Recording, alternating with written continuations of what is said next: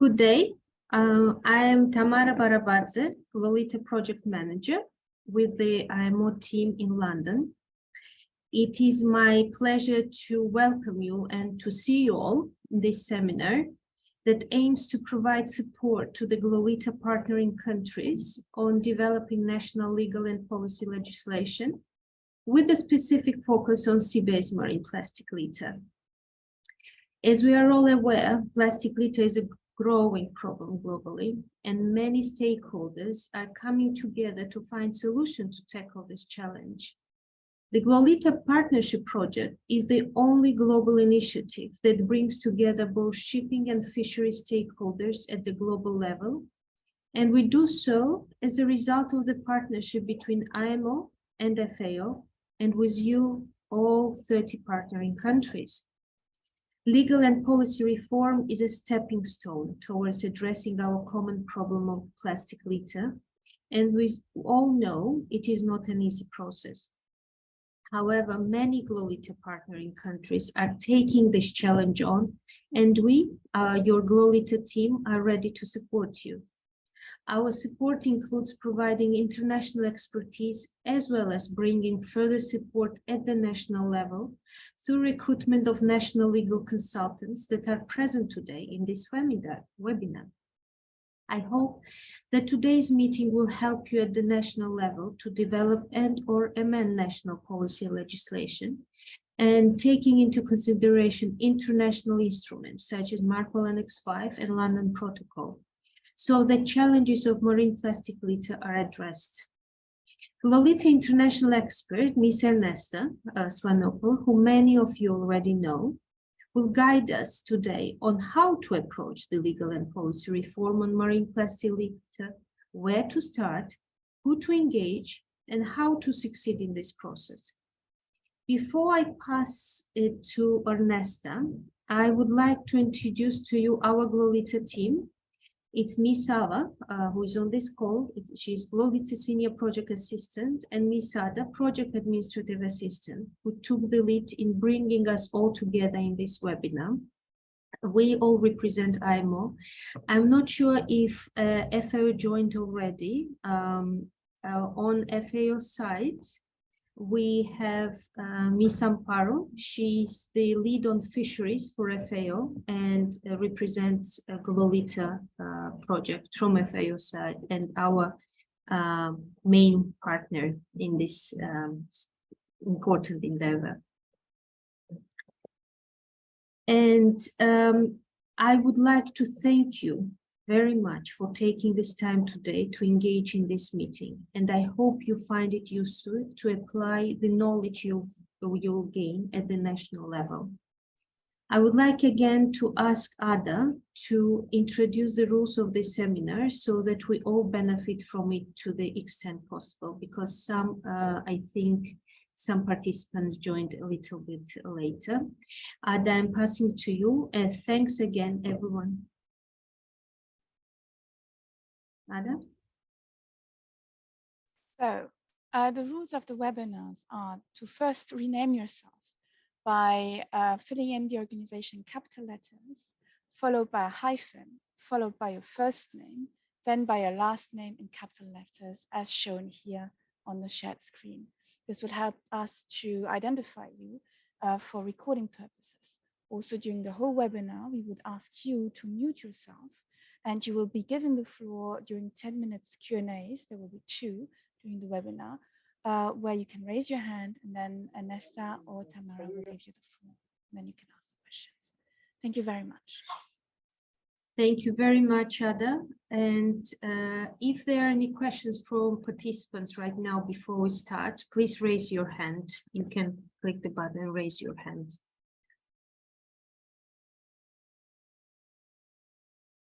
No questions, I believe. Ernesta, please, the floor is yours. Thank you very much for the introduction, Tamara, and thank you very much for the IMO team for all your hard work behind the scenes to make today happen.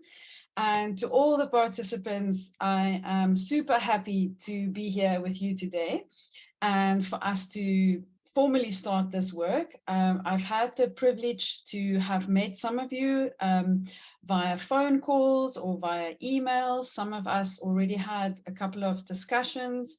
Some of us haven't had the moment or the opportunity to do so. But today is really our first meeting where we're all coming together and where we will start the work that's needed for this project.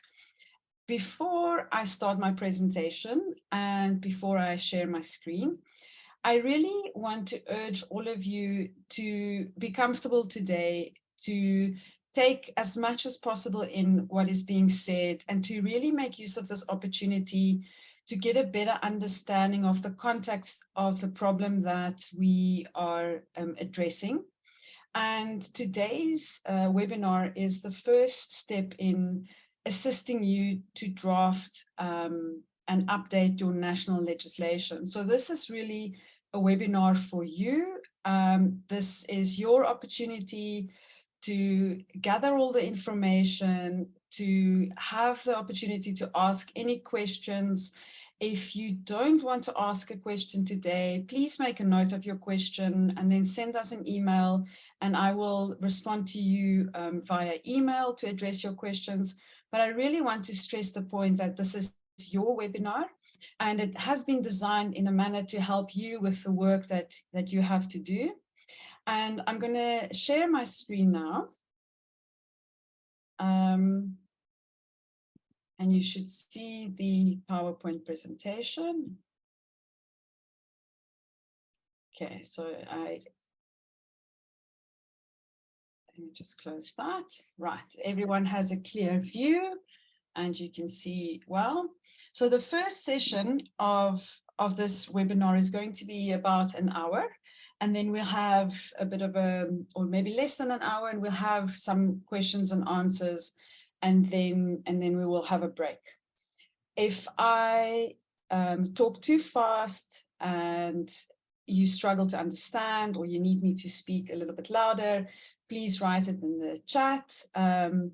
And Ada, if you can just maybe interrupt me if there's something important. I'm not going to pay attention to the chats, but please feel free to interrupt me at any stage. Will do. Right. Thanks very much. So I hope everyone's comfortable. I hope you have a glass of water.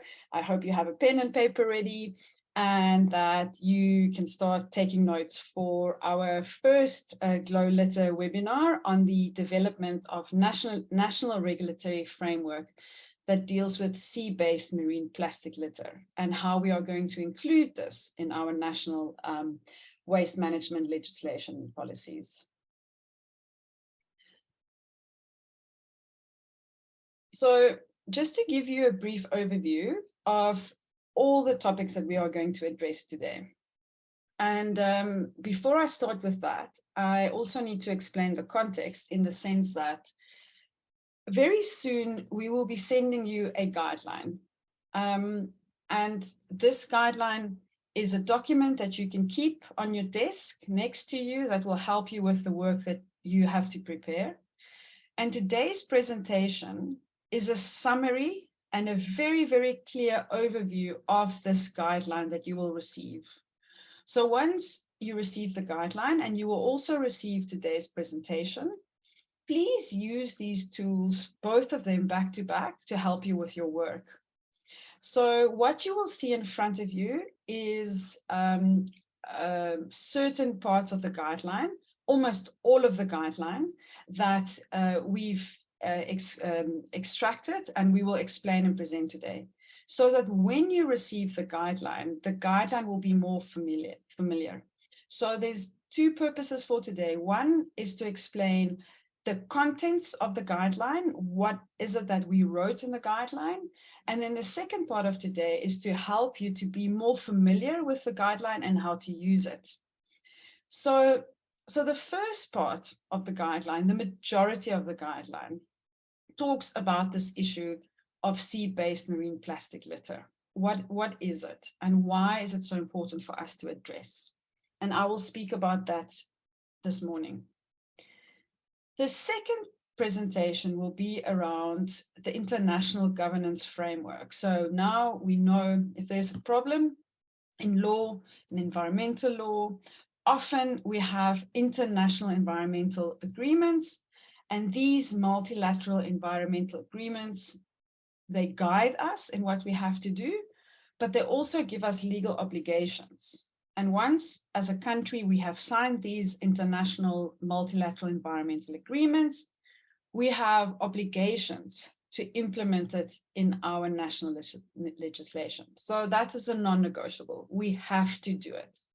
So in the second presentation, we will look at what is this international governance framework that we deal with. The third one, we will continue our investigation, and we will say, what is the international response to plastic litter in particular? Because remember, sometimes the international multilateral environmental agreements, they might address a broader issue, for instance, protection of the marine environment from pollution. But with an issue like this, we want to focus a little bit more on the specifics, and we want to speak about plastic litter in the marine environment. So we see, do we have any guidelines? Do we have any voluntary guidelines that we can use? That is what we are going to do in section 3 of this presentation. Then, after we've done our homework and we've gathered all the information that's out there that we can rely on, we put it in a basket or in a big box, and we say, we have all of this information. How are we now going to bring it within the context of our country? What is it that my country needs? What is my national circumstances? And how are we going to include it within my country? And to do that, this guideline also gives you a draft template legislation that you can use should you wish to do so. And it gives you some useful resources, other documents that you can read, links to other countries to see what other countries are doing. And I also want to make use of this opportunity to say that when you do this kind of work, please know that it is often a lot of work, and it can often feel overwhelming. But there's this old saying of how do you eat an elephant? Little by little, piece by piece. So if you just follow a couple of systematic steps, it might be less overwhelming. And in our process, it's good to be organized in terms of how it is that we want to address this issue and this task that we have at hand. And again here, even for yourselves, it's really good to first have a really good understanding of what is the issue of sea-based marine plastic litter. And it's as simple as make a cup of coffee, make tea, look at the useful resources, and spend half a day or a day and reading these documents for the pure fact of giving yourself the time to familiarize yourself with the issue, rather than just jumping straight into trying to fix the issue. I sometimes, if I have to do work like this, I get very frustrated with myself if I don't have the draft document ready after day one. It took me many years to realize that it doesn't take a day, it doesn't take a week, it takes months. And also there's a lot of reiteration, there's a lot of back and forth, and it really helps if you have someone to speak to. That's where I and the rest of the IMO team comes in. Please, if you get stuck, just send us an email. If you want to have a phone call, we can have this discussion. It really helps if you just speak to another person about it. Right, so let's move to the next slide and let's speak about the issue of sea-based marine plastic litter. So in this issue, let me just move because I now see myself and I see that's in my way.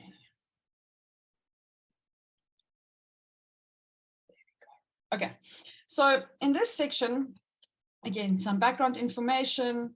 Something that's really important that I want to spend a couple of minutes on is definitions and distinctions, just conceptually for us to understand what it is that we are dealing with, the terms, the scope of the issue, And then where does sea-based marine plastic litter comes from?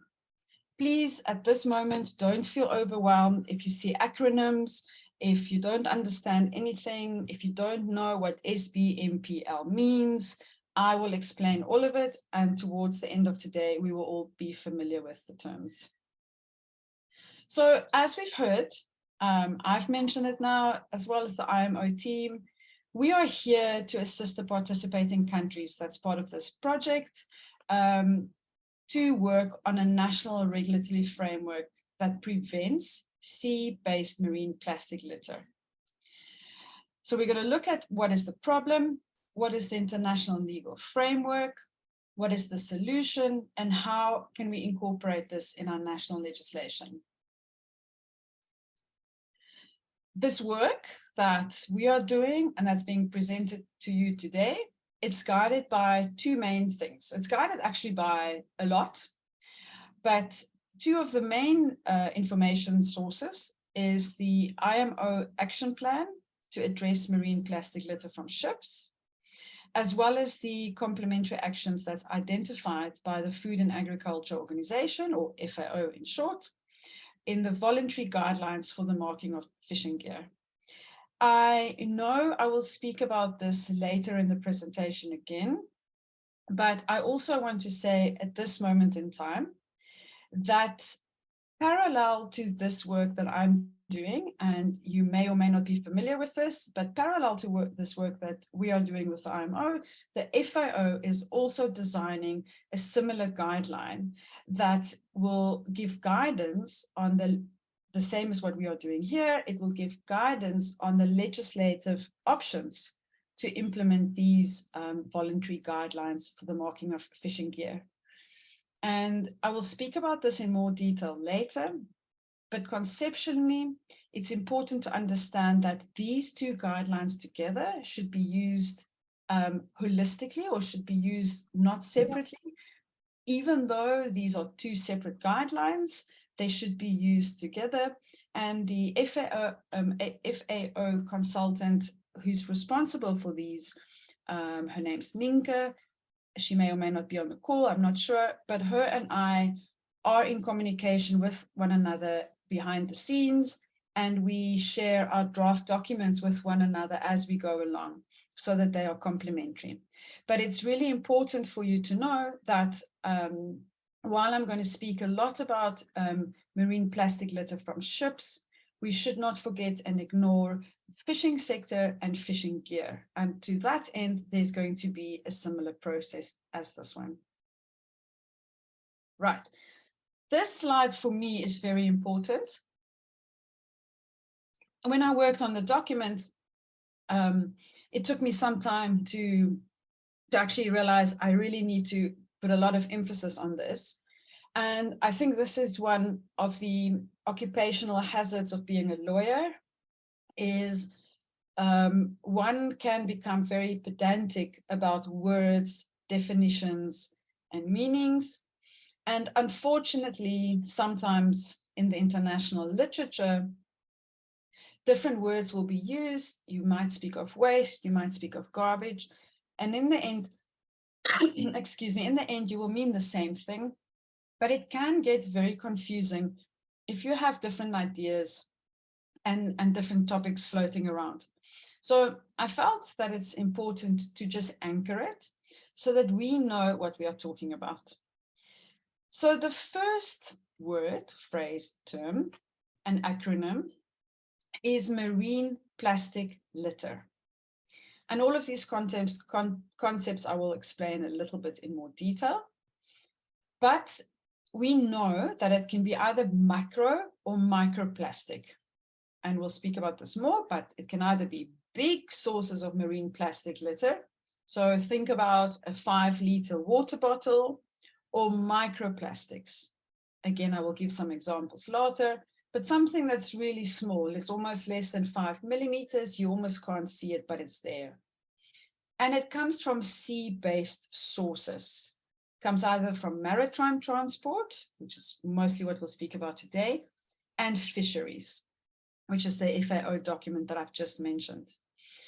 But we are speaking about plastic, that comes from the sea, marine plastic litter.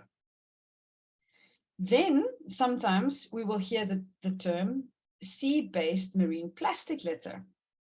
And this, in my understanding and in how I see it, is imagine you have a plastic bottle, you're a vessel and you're at sea, and you have a plastic bottle and you throw this overboard. That's when it becomes litter. And it's sea-based marine plastic litter. So it is plastic, marine plastic litter, a bottle, or something really, really small that you threw overboard. And that is what we are trying to design here. We are trying to work towards a world where people are discouraged. We know they are already prohibited from taking litter and throwing it overboard. So what we can do is to create a world where a ship will say, I have this plastic on my vessel. I know legally I need to bring it to your country. And I'm bringing it to your country under these conditions, and your country receives it. And that's what the focus is really on about. How do you take this plastic bottle that was not thrown overboard, and it's on the vessel sails to your country, sails to your port, and you accept this plastic bottle, you put it in the trash bin, and you do something with it. It's linking that gap. That is what today is really all about.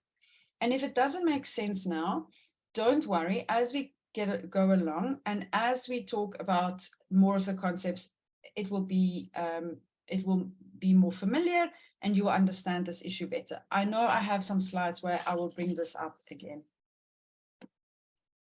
Garbage is a term that's used in MARPL Annex 5. And if you don't know what MARPL Annex 5 is, don't worry. We will speak about MARPL Annex 5 a lot. But the term garbage is used in MARPL Annex 5. Waste is often used in the IMO guidelines. So for instance, the IMO guidelines for ensuring the adequacy of port waste reception facilities and the IMO guidelines on port waste management plans also use the term waste. So for our purposes, we speak of waste, but it's understood that it also implies garbage. Right, so as I've mentioned, the main focus of today is to prevent plastics from being thrown into the sea. So in other words, to work towards a world where there's no sea-based marine plastic litter. And we do that by creating a national regime that will facilitate the reception of plastic waste from ships. So we create a world where a vessel, a ship, will bring the plastic that was collected on board to your country because it's easy understandable, and you will collect it. So marine plastic litter that was not thrown or lost overboard is stored on a vessel, and in accordance with the international governance framework. That's our main focus. It's two worlds that we want to link. We have things happening at sea, and we have our national waste management legislations, and we want to breach these two. And we want to look at our national waste management legislation and say, how can we also incorporate the plastic that was gathered at sea on a ship into our national waste management legislation? And that is a very, very important link to understand, that is what we are trying to do here. And in fact, it is very, very specific.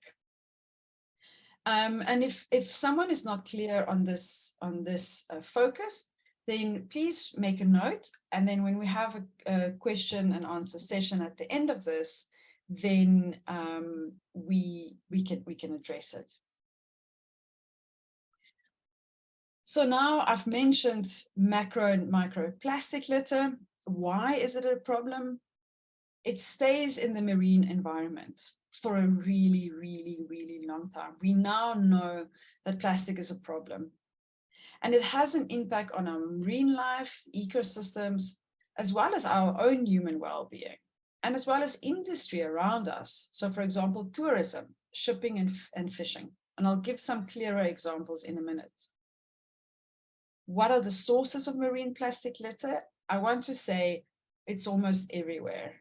It comes from land, so things that people do on land, illegal dumping, inadequate waste disposal and management, as well as maritime transport and marine fisheries. What impact does it have on our marine environment? So if we throw our plastic overboard, if we discard fishing gear, animals and sea life and seals, for example, can eat it or can get entangled into it. They ingest it, can choke, can starve. Fish can ingest it, which means it goes into the food chain. So when you eat fish, you will eventually ingest it.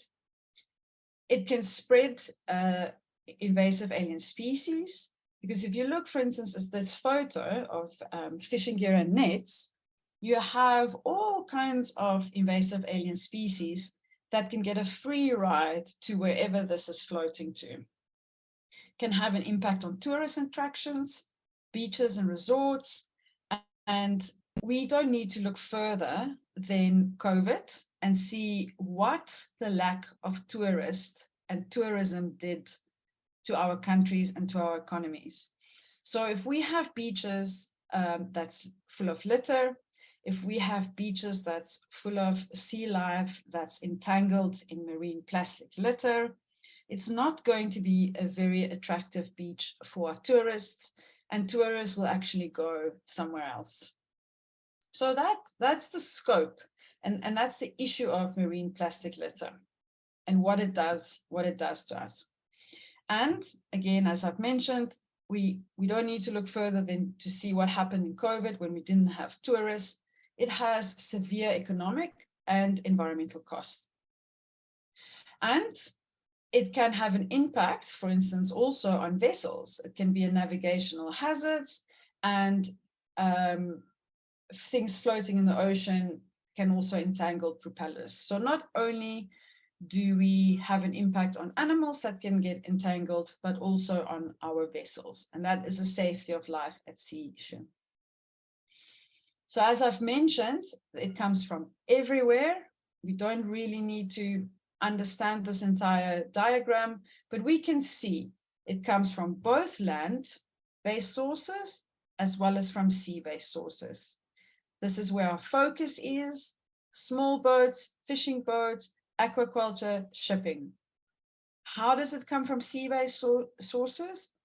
Either litter that's thrown overboard by crew or by passengers, for example, plastic bottles, or fishing nets and line that's either lost or abandoned, as well as galley waste that's thrown overboard. And that means that in our ocean, we'll have things like cotton buds, plastic bags, plastic bottles, fishing nets and line, all of it, you name it.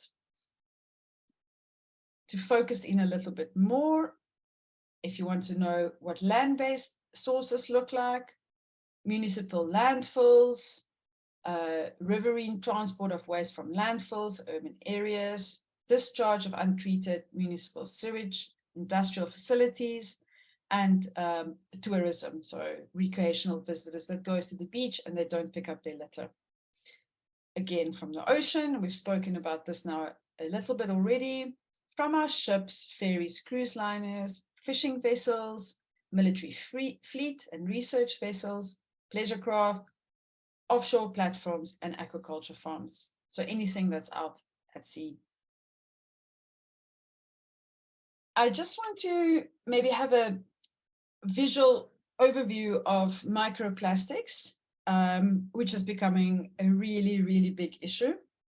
And microplastics means it's very small. So it's smaller than 5 millimeter. So it's these really small, either plastic resin or pellets that's often used in plastics manufacture. We had an incident in South Africa, I don't know, maybe 2-3 years ago, where there was a vessel that had these really small, you call them nurdles. I have another photo coming up.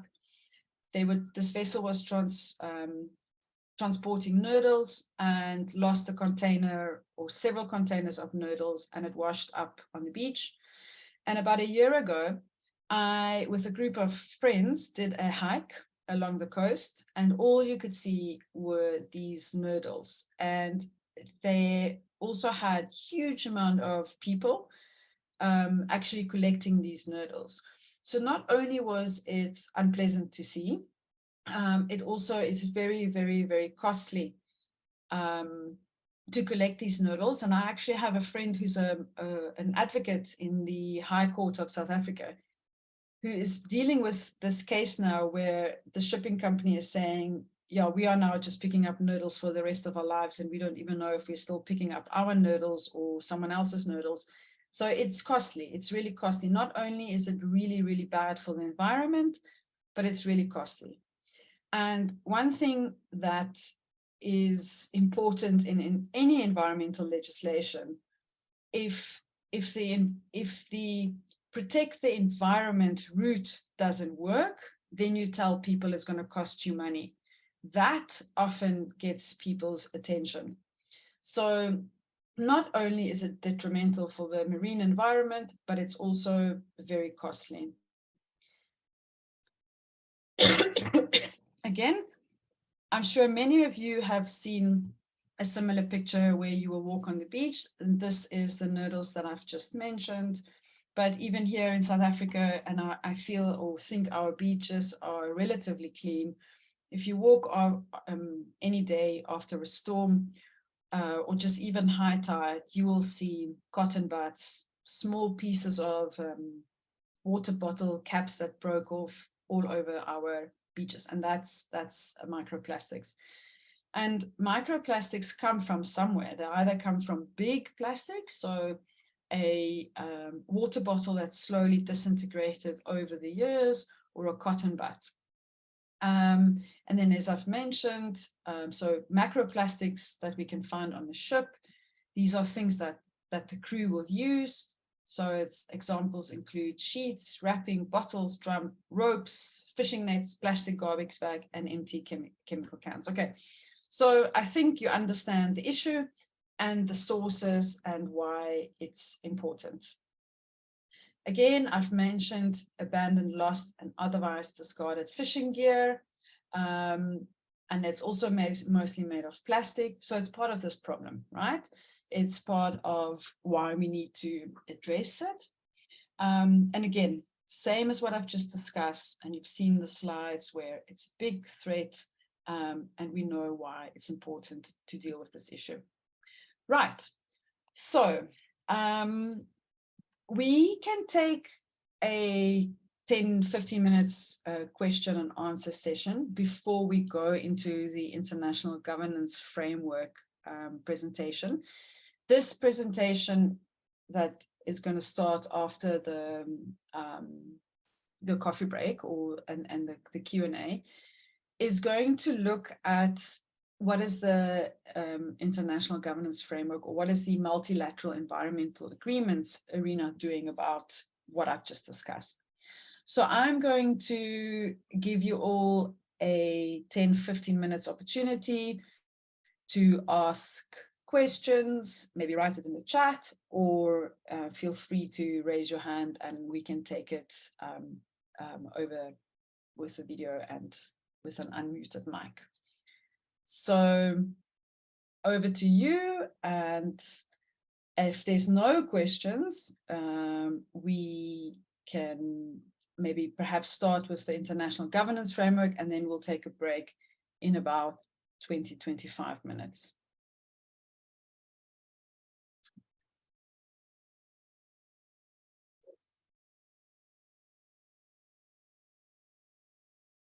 So I'm just scrolling through the chats to see if I have any questions. I don't see anything. Ada, I don't think you've seen anything. Okay, so then there is one person. Okay, thanks, Ava. Sorry, Anesta, there's someone who has a question. Okay, so I Oh, can't see it, but please go ahead and please introduce yourself. Thanks very much. Please unmute yourselves if you have a question. hello. Yes. Hello? Please go ahead, Yadi. Oh, okay. Thank you.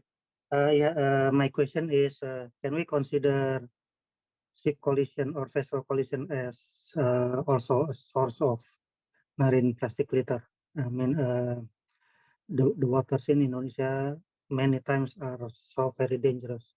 So it's not about those who on board fishing vessel or shipping or the ship, but because of the collision or something happen with the ship or vessel, can we consider that also as as the source of marine plastic litter? Thank you. Thank you very much for the question. If I just want to make sure I understand it correctly, the question is if we can consider the ship in itself as a source of marine pollution. Is that correct? The water in Indonesia many times are so dangerous. So and many fishing vessels, mainly fishing vessels, not the merchant shipping. Mainly fishing vessels, they are so small and they are sink, and then and everything on the vessel. It's not the behavior of the person on board, but because of something happened, or maybe two ships collide and then they sink together, and everything on the ship becomes. Can we consider the plastics on the ships or the vessel as the source of marine plastic litter also? Thank you. Good. Thank you very much. I have a very good understanding of your question, and it's a very interesting question, and it's interesting to look at it. So just to perhaps repeat it for other participants, is the question is what happens, or how do we treat and consider a vessel in its entirety? For instance, a fishing vessel that we've just heard has a lot of fishing gear on it, so nets, ropes. If something happens to this vessel and this vessel sinks, okay?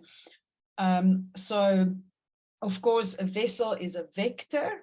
It either moves ballast, it is a vector of a pollution threat. And in this instance, on that vessel, there will be many threats, especially if the vessel sinks. There will also be issues around fuel, garbage, and in this particular issue, your plastic waste, as well as your nets. So the short answer is yes, absolutely. A vessel that ran aground or a vessel that sank or was in a storm is a huge source of plastic pollution. But in this instance, and what we are doing here, and this is also, that's why it's a really good question, because it helps us to narrow down our focus on what it really is that we need to talk about and what we need to focus on. We are focusing on this vessel, a vessel, and imagine in your mind a vessel with people and their water bottles, and they've collected it, and they sail, and they come to your country, and they bring it to your port reception facility, and you collect it, and you go, phew, that piece of plastic didn't go into the ocean.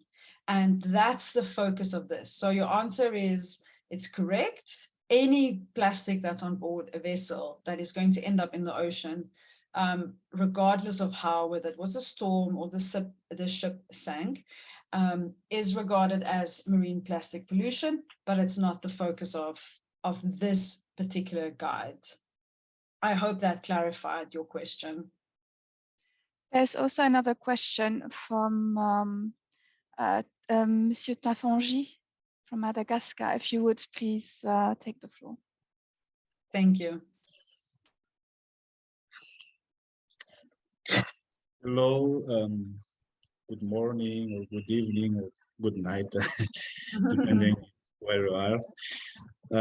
I just want to ask, well, maybe it will be a bit more talked within the second presentation, but as we heard, plastic is, we'll deal with plastic in the marine environment from sea-based sources. I mean, from fishing or from shipping. So I just want to know, like lately, like a few months ago, we heard that there will be a, I mean, there will be an international instrument to be adopted. I mean, hopefully, on plastics. So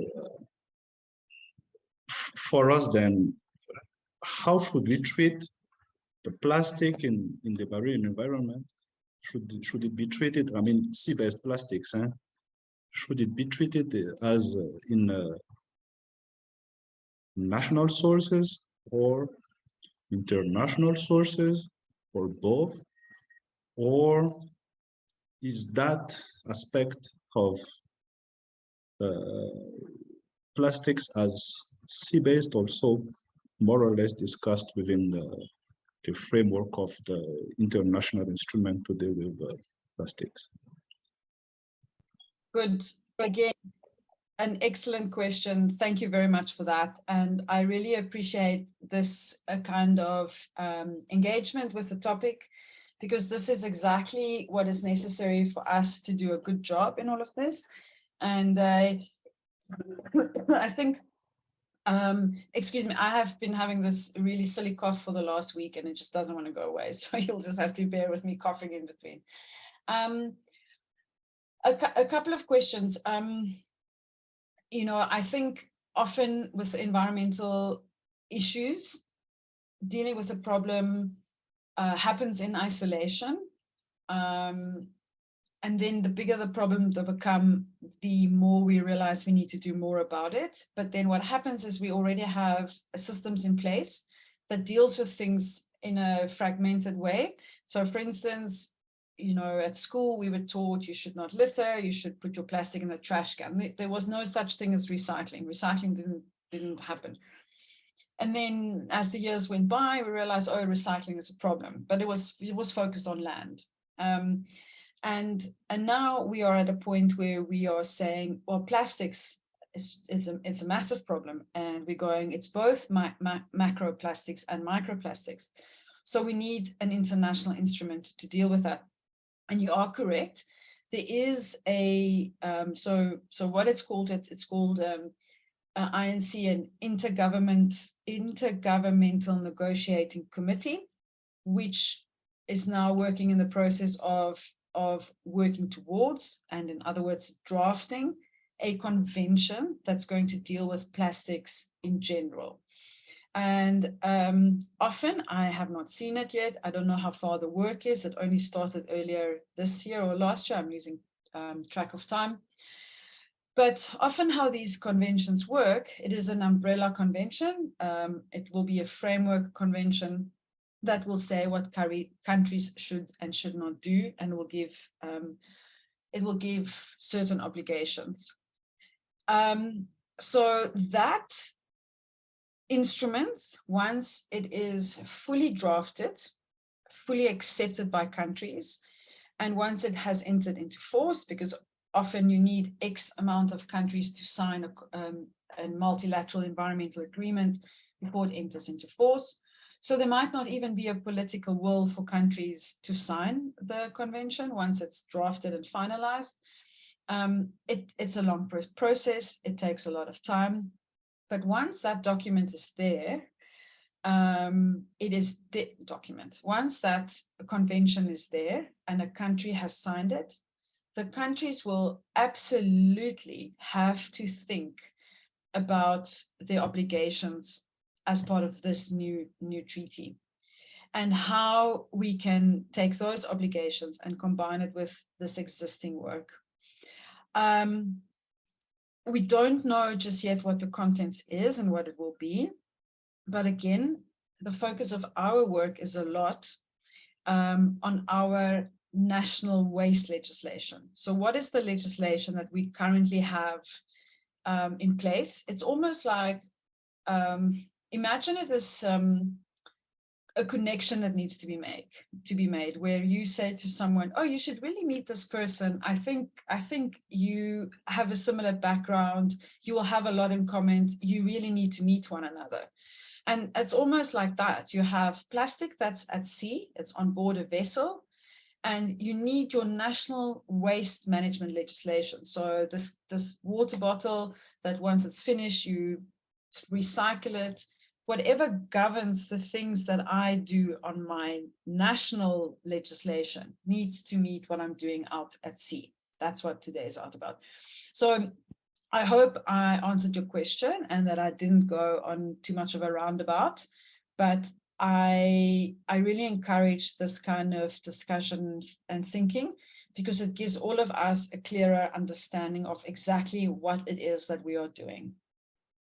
Ava, Ada, is there another question for me? Or first, did I answer your question? And nice speaking to you today.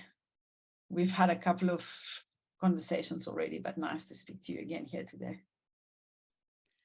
Not so. We have no questions so far, unless someone else is willing now to take the floor. No, no one. Okay, it's fine. Okay, good.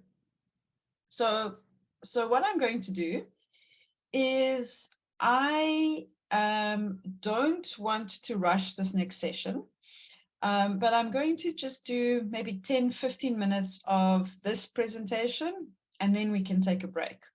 Because I don't want to break just yet. We've only started 50 minutes ago, so it's perhaps a little bit early. So I'm just going to do a little bit of discussion around this section, and then in 10-15 minutes, we'll take a short break. Okay, so to recap, we spoke about marine plastic litter, sea-based marine plastic pollution and litter.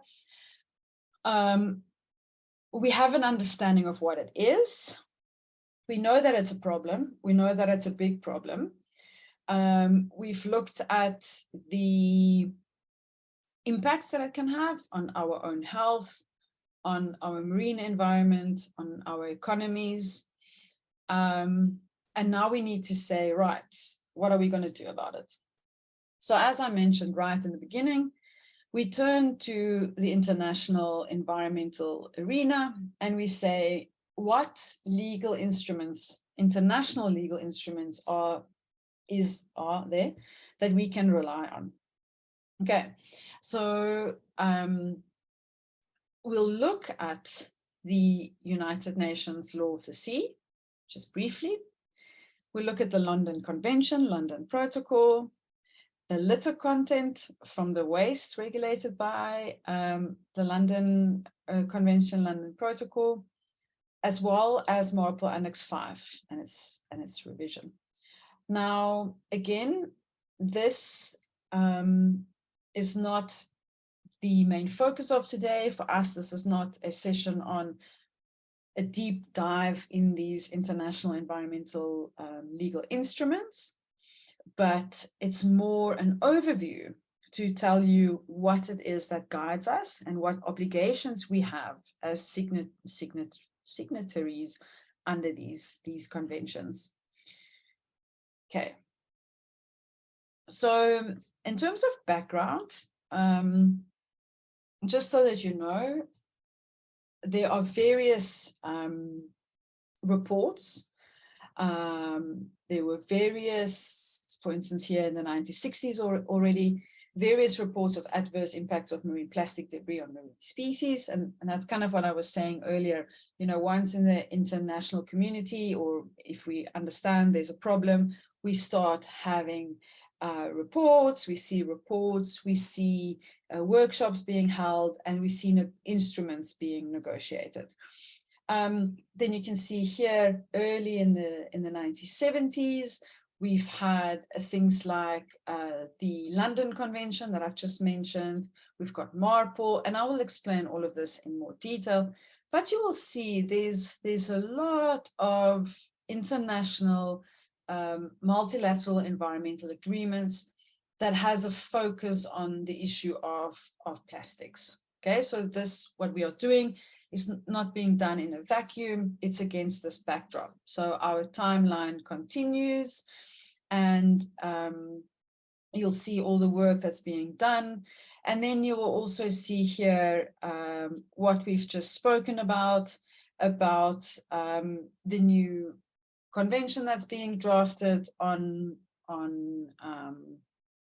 plastics. Right, so we're going to zoom into UNCLOS, which is the United Nations Conventions on the Law of the Sea. I am sure many of you are familiar with UNCLOS and that you've worked with UNCLOS.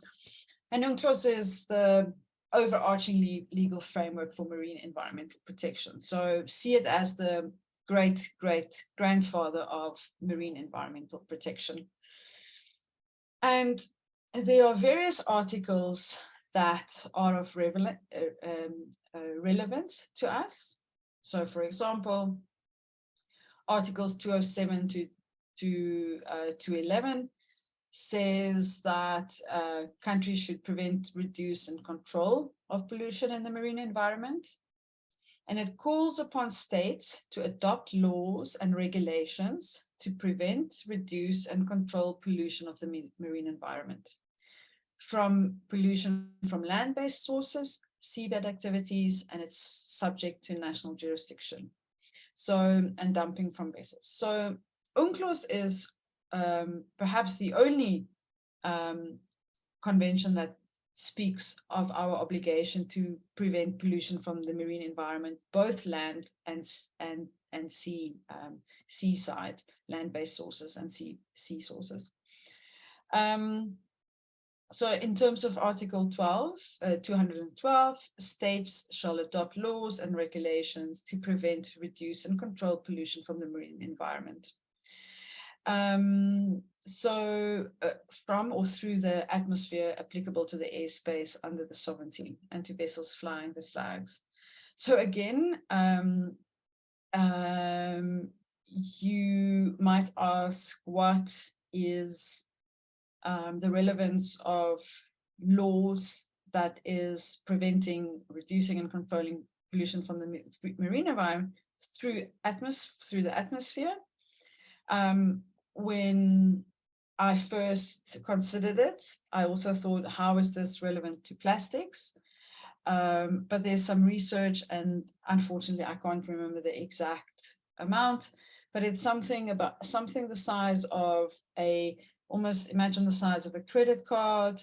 That is the small plastic particles that a human being can inhale in, and I can't remember the time frame, but there are particles that we inhale and breathe that we are not even aware of.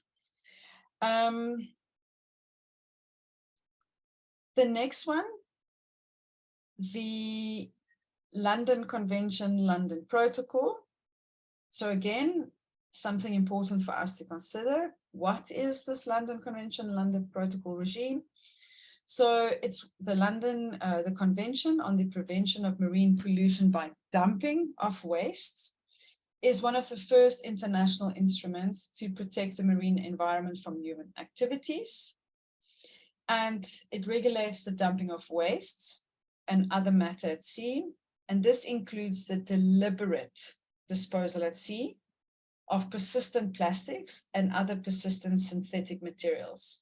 For example, netting and ropes. So dumping would mean you have something in your hand, you deliberately dump it into the ocean. Dispose. You will see once you get the presentation that when there is a guideline that's applicable and that you can use, there's perhaps a name or a photo, and then you can click where it says click here for more information, and it will take you to the relevant website. And again, I encourage you to do the reading and do the background information gathering on everything that is relevant. So know that the London Convention, London Protocol is also important in our discussions. So in 1996, the London Protocol was adopted, and what it does, it builds on and it modernizes the principles that was developed under the London Convention. And it will eventually replace the London Convention. And I may have mentioned it earlier or alluded to it, but often with environmental agreements, as you might know, is an issue is identified, a treaty is designed, and it enters into force. But it's often a snapshot of a particular moment in time. So it's what the world looked like back then when this treaty or this convention was designed, signed, and entered into force. And as things develop and the world progress, we might realize that that snapshot, that photo we took, the way we froze time back then, we need something else. So we need to build on what we already have, and we need to modernize it. And that's why often with multilateral environmental agreements, you will have an additional protocol that will then complement, and sometimes in this case, eventually replace the first convention. So the London Protocol was adopted in 1996. It entered into force in 2006. Now, you might ask why the 10-year difference. Again, as I mentioned earlier, adopted means countries agreed to the text. They had in front of them a text. They read through it and they say, we are happy with this text. And then countries, and then once it's adopted, it's open for signature, and then countries can sign and ratify the particular instrument. It will only enter into force once a certain amount of countries have signed it, because you need to have the political will. You can't just have one country who raised their hands and signed, but the rest of the world has not signed and said, we are happy to play along the rules of this game. Okay, so that's why you will have convention or protocol that was adopted in a specific time, but it only entered into force a bit later. So the London Protocol is a comprehensive standalone agreement, and the objective is to provide more stringent protection of the marine environment from pollution caused by dumping of waste and other matter at sea. So what it does here, it says it prohibits all dumping at sea. So it says, thou shalt not dump anything at sea, with the exception of certain listed categories. Okay, I will show it to you now. And that is on the reversed list. So you'll see in my next slide that there is a list that say, these could be considered under permits and permit conditions.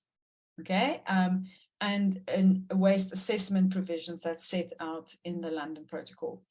So in a nutshell, what the London Protocol says is no one shall dump anything at sea. So basically take your plastic bottle and throw it in sea. No one shall do that, with the exception of certain listed categories that's on this reverse list, but you need a permit and you need permit conditions. Okay, so this reverse list does not include plastics. In other words, no one is allowed to ever dump plastics overboard.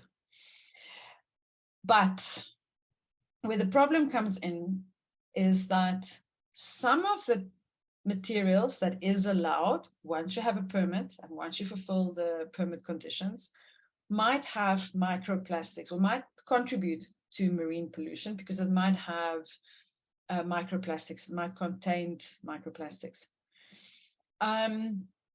So in 2016, the parties to the London Convention, London Protocol adopted an action, a recommendation to encourage the action to combat marine litter. and it expressed concern around the issue of plastic litter and microplastics in the marine environment. And it encouraged member states to make every effort to combat marine litter, including the identification and control of marine litter at source, and to encourage monitoring, additional study, and knowledge sharing on the issue.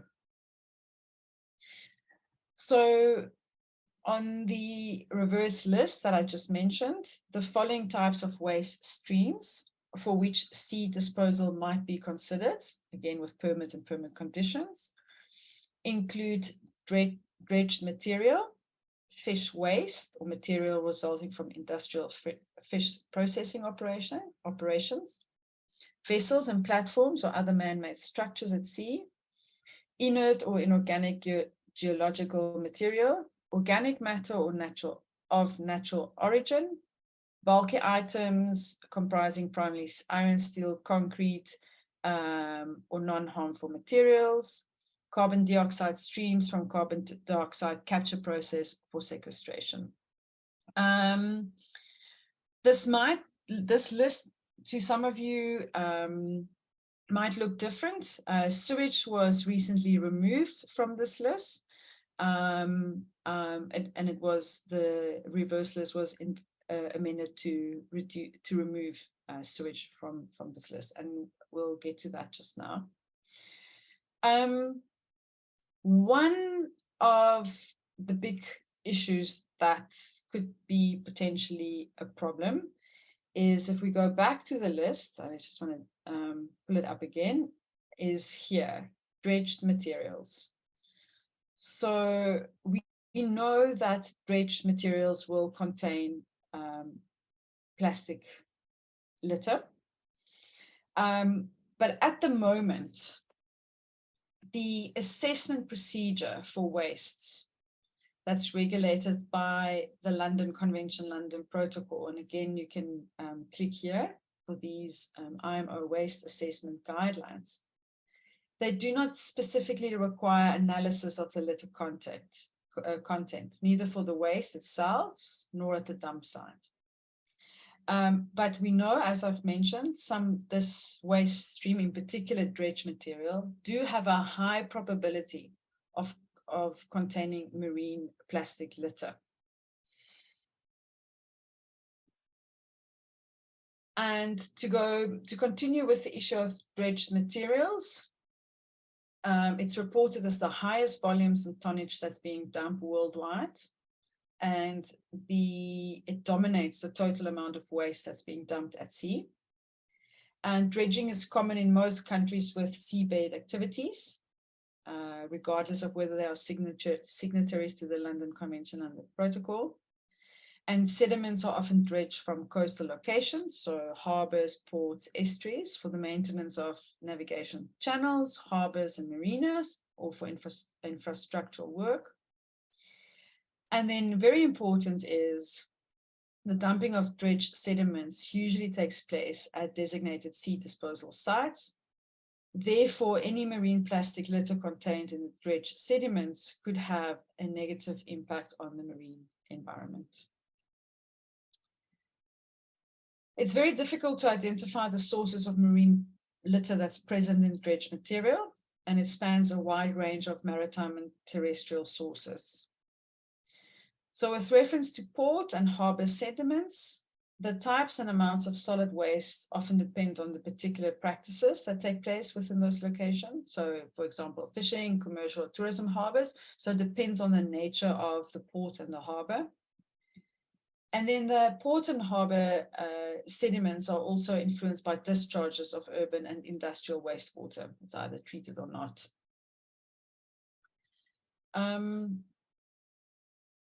The other important, very important international instrument that we need to consider is MARPOL Annex 5. And MARPOL Annex 5 imposes a complete ban on the discharge into the sea of all plastics. I just want to see, there we go. I thought I skipped a slide.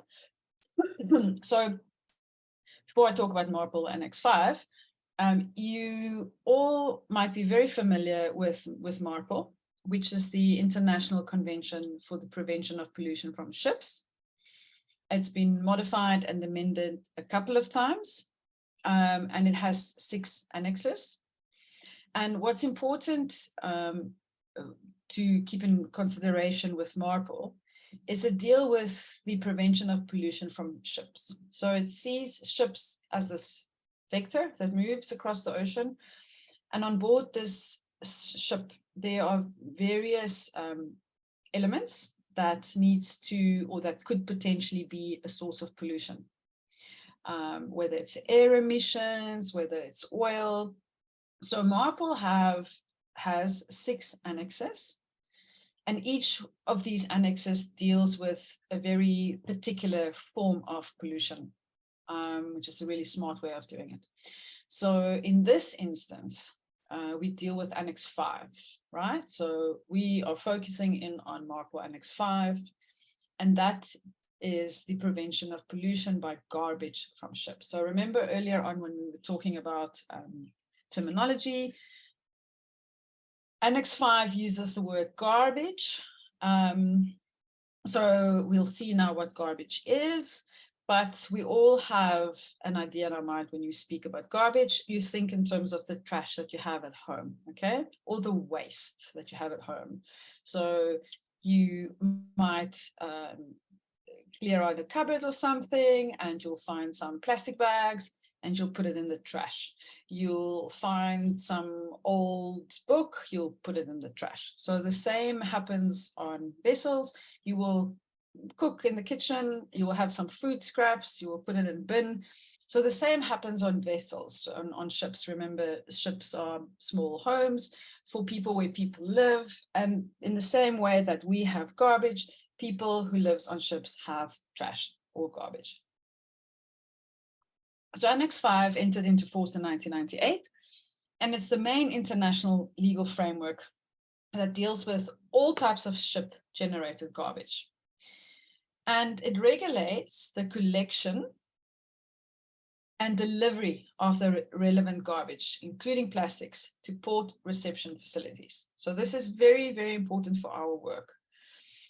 Annex 5 tells the crew of a ship, you need to collect your garbage, and then that collected garbage, you need to deliver it somewhere, okay?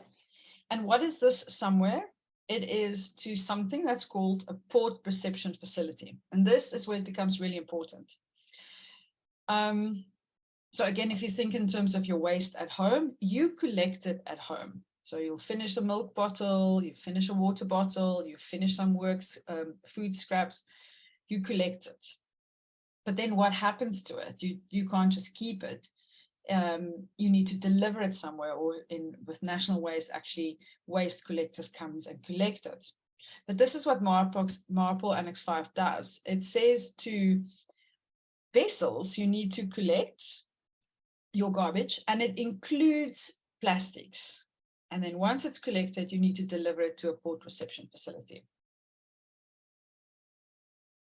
So MARPOL Annex 5 says absolutely not, under no circumstances, is anyone on any vessel going to discharge into the sea any form of plastics, right? So there's a complete ban on the discharge into the sea of all plastics from ships.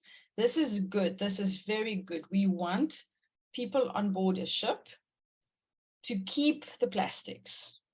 But then what do you do when you keep the plastics? You need to take it somewhere. Where do you take it to? To a port reception facility. So there are 2 obligations on the crew of a vessel. They're not allowed to discharge it, so they need to collect it. And they also have to deliver it to a port reception facility. And we'll get back to this because it's really very important. MARPOL Annex 5 also deals with fishing-based sources of marine garbage. So again, here in the context of fishing gear, there's a general prohibition on discharge of garbage into sea. It's not applicable. But in the following 2 cases, where, for instance, with fishing gear, there was an accidental loss, these are the words that's in the regulations, or an exceptional discharge. So one is an accidental loss of fishing gear from a ship, provided that all reasonable precautions have been taken to prevent such loss, or the discharge of fishing gear from a ship for the protection of the safety of that ship or its crew.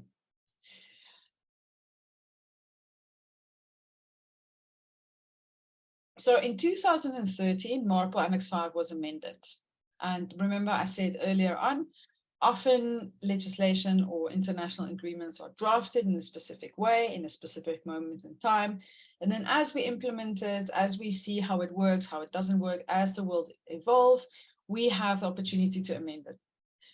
So MARPOL Annex 5 was amended, and it addresses a specific type of waste, and it's Annex 5, and this includes all kinds of food waste, domestic waste and operational waste, all plastics, cargo residues, incinerated ashes, cooking oil, fishing gear, animal carcasses, and e-waste. So all of this, everything on this list that was generated during the normal operation of the ship is prohibited. This needs to be collected and delivered to a port reception facility. Now, all ships has the obligation of the general discharge principle is that the discharge of all garbage into the sea is prohibited, except when explicitly allowed in accordance with the regulation of Annex 5. But what's important here that, and I should put this in bold, this is where we need to focus, the discharge into sea of all plastic of all types is prohibited. That's all you need to know, is that no person on a ship is allowed to discharge plastics into the sea. MARPOL Annex 5 tells you you need to collect it on board and you need to deliver it at a port reception facility. Now, this is really very important. Imagine you are part of the crew on a vessel. You have done your bit, you have done your part. You collected all your plastic. So you collected the plastic bottles that you use for your cooking oil. You collected the plastic bottles that you used for cleaning products. You collected the plastic bottles that you used for water. You collected plastic sheets. You did not throw it overboard. It did not become marine litter. You adhered to your obligations under MARPOL Annex 5, and you collected it. But you can't keep it on your ship forever. You don't have enough space. So what do you do with it? You take it to a port reception facility. But what happens, and what is a port reception facility? So a port reception facility is something that countries will have at a harbor where a ship will come and will say, thank you for your trash. Thank you for your garbage. Here is a bigger container. Here is a big skip, and we will now take it from here. So you can give me your plastic. We will take it from here. But if you don't have a port reception facility, so you don't have a big skip that says plastic, what is the ship eventually going to do? Eventually, the ship is going to run out of space to store its plastic bottles or its big plastics as well. And it's going to throw it overboard because you don't want to have plastic on your ship for your whole voyage and you're going to run out of space. So the importance and the availability of adequate port reception facilities to accept garbage and waste is incredibly important. And here is something where it becomes very important to the countries, to us. All governments that's party to Annex 5 have the obligation to ensure that they have adequate port reception facilities at the ports and at terminals for the reception, to receive the garbage without causing undue delay to ships and according to the needs of the ships using them. So ports will have a really good, ports and terminals will have a really good idea of the ships and the vessels that often come to the port. And they will have a good idea of what are the needs of these ships. And it's the responsibility of the ports and the terminals to provide adequate port reception facilities to collect the plastics in this instance. but MARPOL Annex 5 speaks of garbage as a whole. So MARPOL Annex 5, and this is important to mention, MARPOL Annex 5 prohibits plastic being discharged into the sea, as well as other things. So our focus in this instance is on the plastic, but the ship will arrive with food waste as well, perhaps e-waste, and a waste stream from this garbage from the vessel will be plastics. Okay, so again, courtesy of the IMO, there are revised guidelines for the port reception facility providers and users. So who is a provider?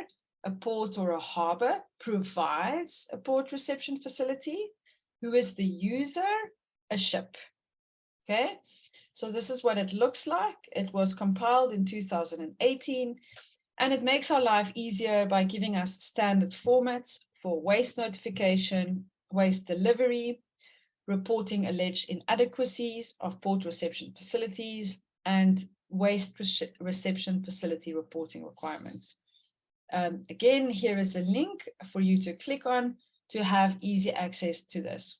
Now, why am I telling you all of this?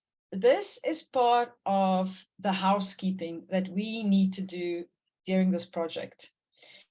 As a partnering country to the GloLitter Partnerships project, countries need to do a stock take and say, okay, and I'm going to get to this in more detail a bit later, but we need to sit and say, okay, what are we doing nationally? What conventions have we signed? What conventions have we ratified? What does our port reception facilities look like? Maybe you have never heard of these guidelines. And then now is your opportunity to say, okay, excellent, we have guidelines. We can use the IMO guidelines. Let's read through the guidelines and let's see if what we are doing nationally is in line with these guidelines. So this is an opportunity to get our house in order, so to speak. But I will talk about this in more detail. I just want to tell you that all these guidelines that you see, perhaps you see a screenshot of the cover page, perhaps you see a link. This is here for you to look at. This is here for you to consider. It's here for you to incorporate in the work that we do going forward. So again, the guidelines specifies that if space permits, onboard waste management plans should take into account the possibility of being able to recycle certain garbage types. The segregation of garbage, according to the requirements of MARPOL Annex 5, for example, plastics and fishing gear, should also allow for the delivery of garbage in certain recyclable categories. So this is where it's starting to get really important and really interesting. It's telling us that when either you have your onboard waste management plans or your port reception facilities, you need to think about how are you going to collect this waste? Are you going to separate it at source? So in other words, you're going to go food waste, have a container, you write food waste. That's not part of today's discussion. Plastics, right, on a container, plastics, definitely part of today's discussion. Fishing gear, definitely part of today's discussion, even though a greater focus will be placed on the FAO work that's being done, but it's in the same bundle of guidance. E-waste, container name e-waste, not part of today's discussion. We're focusing on the plastics. But if there is space to make sure that there's an opportunity to down the line recycle certain garbage types. And what is the garbage types that we want to recycle in this instant? Plastic. So you can see how we are building up to making a case for what it is that we want to do with plastics, okay? So in the simplest forms, we want to keep plastics out of the marine environment. We definitely do not want anyone to put marine plastics in the environment. We want the ships and the vessels to collect it. We want it to, if they can, put it in separate marked containers so that it's easy and we know what it is. And then we want them to bring it to our countries, to our port reception facilities, and we want to have our port reception facilities developed in such a way or adequate enough that we can say, oh, you have plastic on your vessel, you can bring your plastic here. That's where all of this is going. So to make it easier, the guidelines also tells us, because remember, in shipping, time is money. You don't want, no ship owner or ship agent wants the ship to hang around in a port because it's costly. So you want to make this whole process quick and easy. So if a ship operator knows that it's going to go to a particular port regularly, ship operators should consider establishing contracts with facilities and ports that are visited on a regular basis.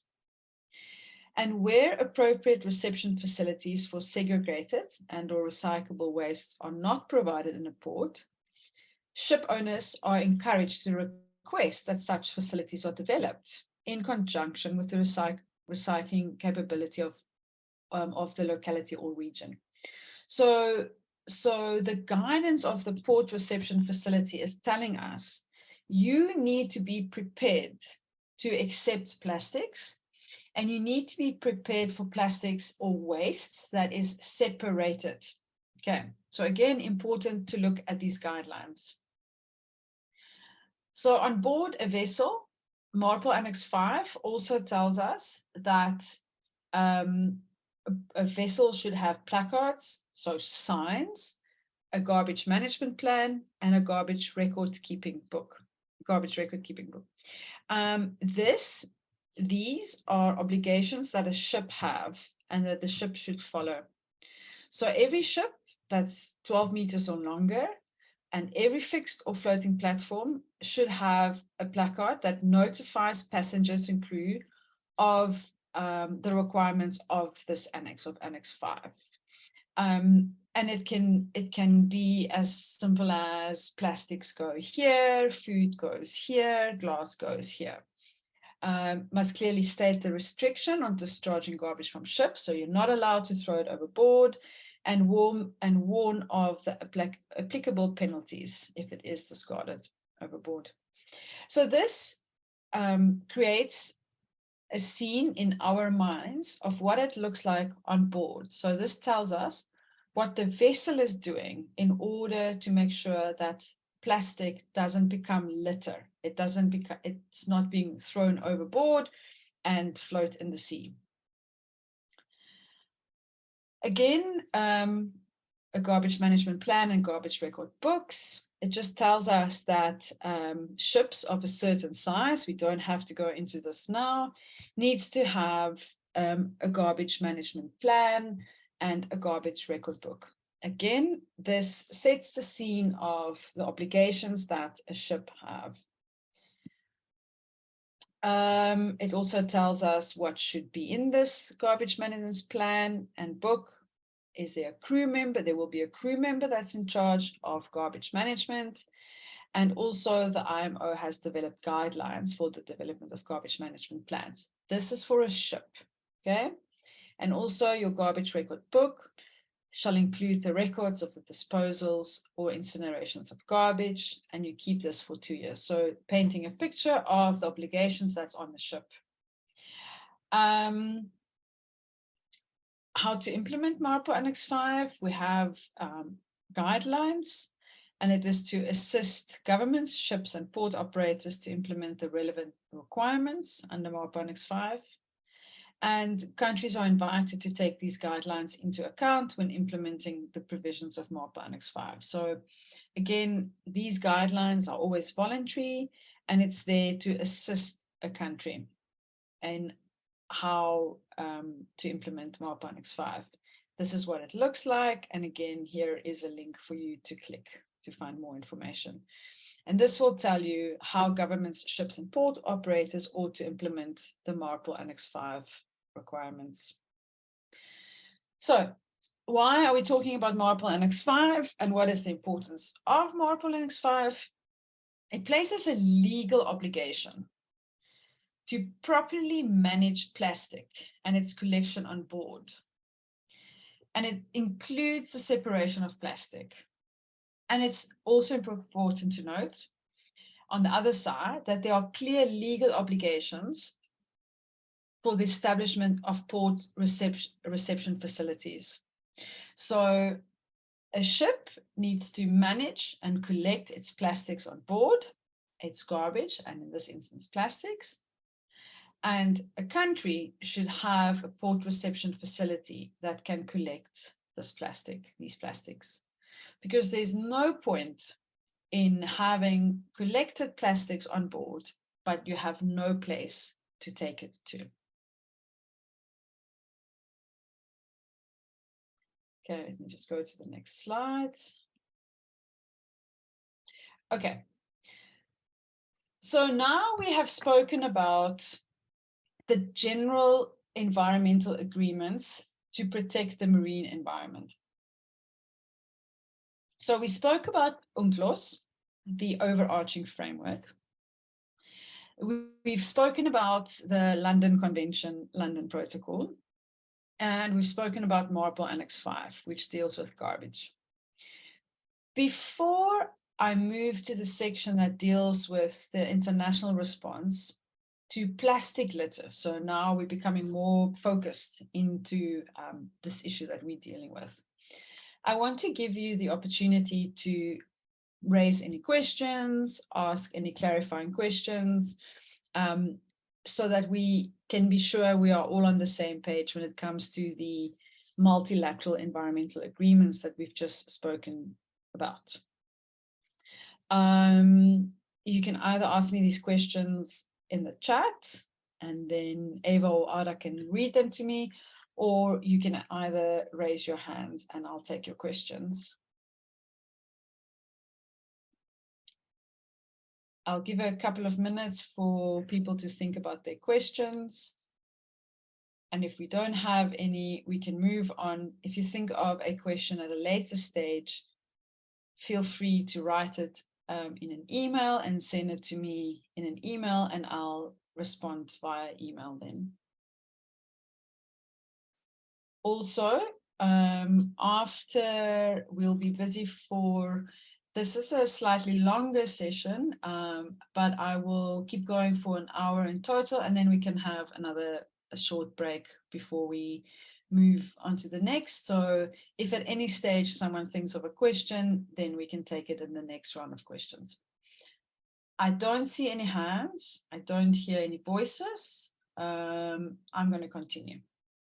Okay, so our next session is, what is the international world doing regarding this particular issue of marine plastics or plastics in the ocean? And here we are going to look at the IMO action plan on marine plastic litter from ships. And I'm going to mention again the FAO voluntary guidelines for the marking of fishing gear. And then we're going to say, right, what is the solution?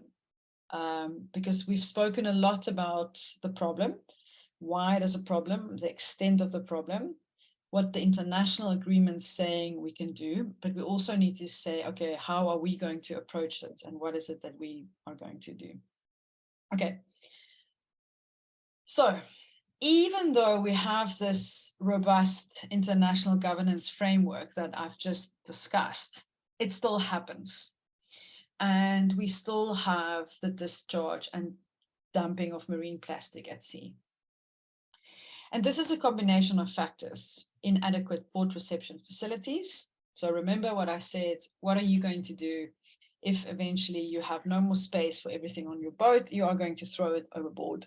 It's not right, it's not legal, but it happens. Insufficient enforcement. If no one is going to see, if no one's going to fine you, throw it overboard. Again, it's not correct, it's not legal, but it happens. and a lack of incentives to deliver garbage on shore. If a vessel feels it might lose time, it's going to be too expensive, it's going to be very complicated, throw it overboard. Again, not legal, not correct, but it happens. So and again, there is a lack of linkages between the ship and port waste management plan and national waste management plans and policies. So remember, I was saying it's about these two people that you think should meet. They don't know one another. They work in the same field. They have the same experience, but they've just never met.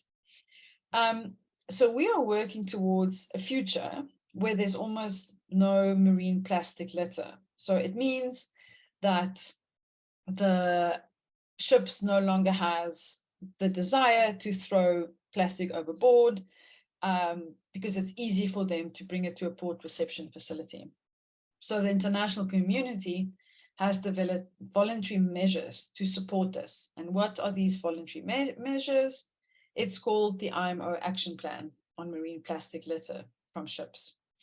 I do have this link later, but this is important for us because our guidance and this guidance document is influenced by this IMO Action Plan on Marine Plastic Litter. So we are also trying to implement this voluntary action plan. So now we've spoken at length about the international regulatory framework, but the effective implementation is not always clear. So to assist with the further implementation, as well as with the sustainable development goals, the IMO in 2018 adopted this action plan. And here is the link, and this is what it looks like. And it builds on existing policy and regulatory frameworks, and it identifies opportunities to enhance these frameworks, as well as to introduce new supporting measures to address the issue of marine plastic litter from ships. Again, this is a very important document for you to consider. This is what the cover page looks like. And if you click here, you will have access to this document. So what does it say? It identifies specific priority measures that should be pursued upon adoption of this plan and to be completed by 2025. Not a lot of time. We are already middle of 2023. Before we know it, we will be in 2024. And some of the actions are the reduction of marine plastic litter that's generated from and retrieved by fishing vessels, the reduction of shipping's contribution to marine plastic litter. Here's a very important one, the improvement of the effectiveness of port reception facilities and treatment in reducing marine plastic litter, again, a focus for us. And then other actions include enhanced public awareness, improve understanding of the contribution of ships to MPL, improve understanding of the regulatory framework associated with marine pollution from ships. So basically also what we were discussing now. Strengthening international cooperation and targeted technical cooperation and capacity building. But very important for our discussions is the improvement of the effectiveness of port reception facilities. Okay, so what measures is included in the action plan to improve the effectiveness of port reception facilities? So there's the requirement for port reception facilities to provide for separate garbage collection for plastic waste from ships, including gear to facilitate, fishing gear to facilitate reuse or recycling. Mechanisms to enhance the enforcement of MARPOL Annex 5 requirements for the delivery of garbage to reception facilities. And the development of tools to support the implementation of cost frameworks associated with port reception facilities. Again, taking into account the need to create disincentives for the use of port reception facilities. You don't want your port reception facility to be too expensive.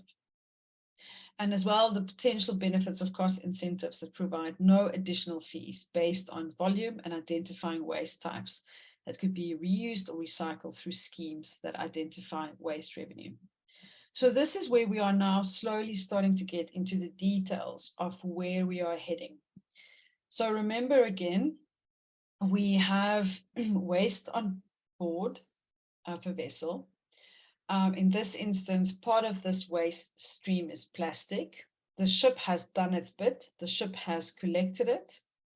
Now the ship needs to deliver it, and we need to collect it in a port reception facility. And we need to make sure that our port reception facility is geared to receive this. So that was the one response, which was the IMO Action Plan on Marine Litter. We also have the voluntary guidelines for the marking of fishing gear. And this guides states in preventing and reducing abandoned, lost, and otherwise discarded fishing gear and goat fishing, as well as combating illegal, unreported, and unregulated IUU fishing. And as I've mentioned in the beginning, this is very important to create a holistic management of plastic pollution at sea.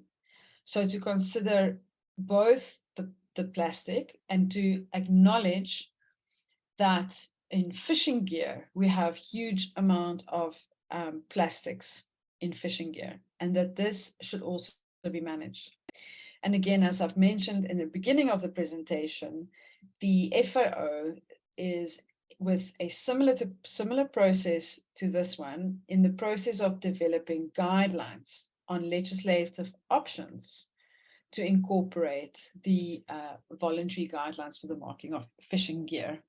So I really, really want to stress that when we do this work, we should not ignore the fishing sector. And it's really important to read the voluntary guidelines and to also regard the guidelines on legislative options on how to incorporate this once this guideline is finalized. So as I've mentioned several times now, it's an important litter stream. And I've just again said that there's a separate guidance document that's being developed, and it will contribute to the further development of measures to reduce loss or abandonment at sea of fishing gear, and ultimately the reduction of marine plastic litter. So it is a section of plastic litter that's really important that we need to consider.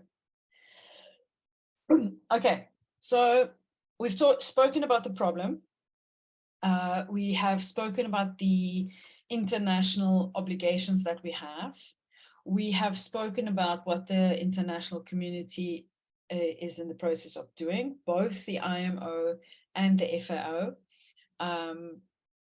So what is the solution? What are we going to do about it? And that is where this work is coming in.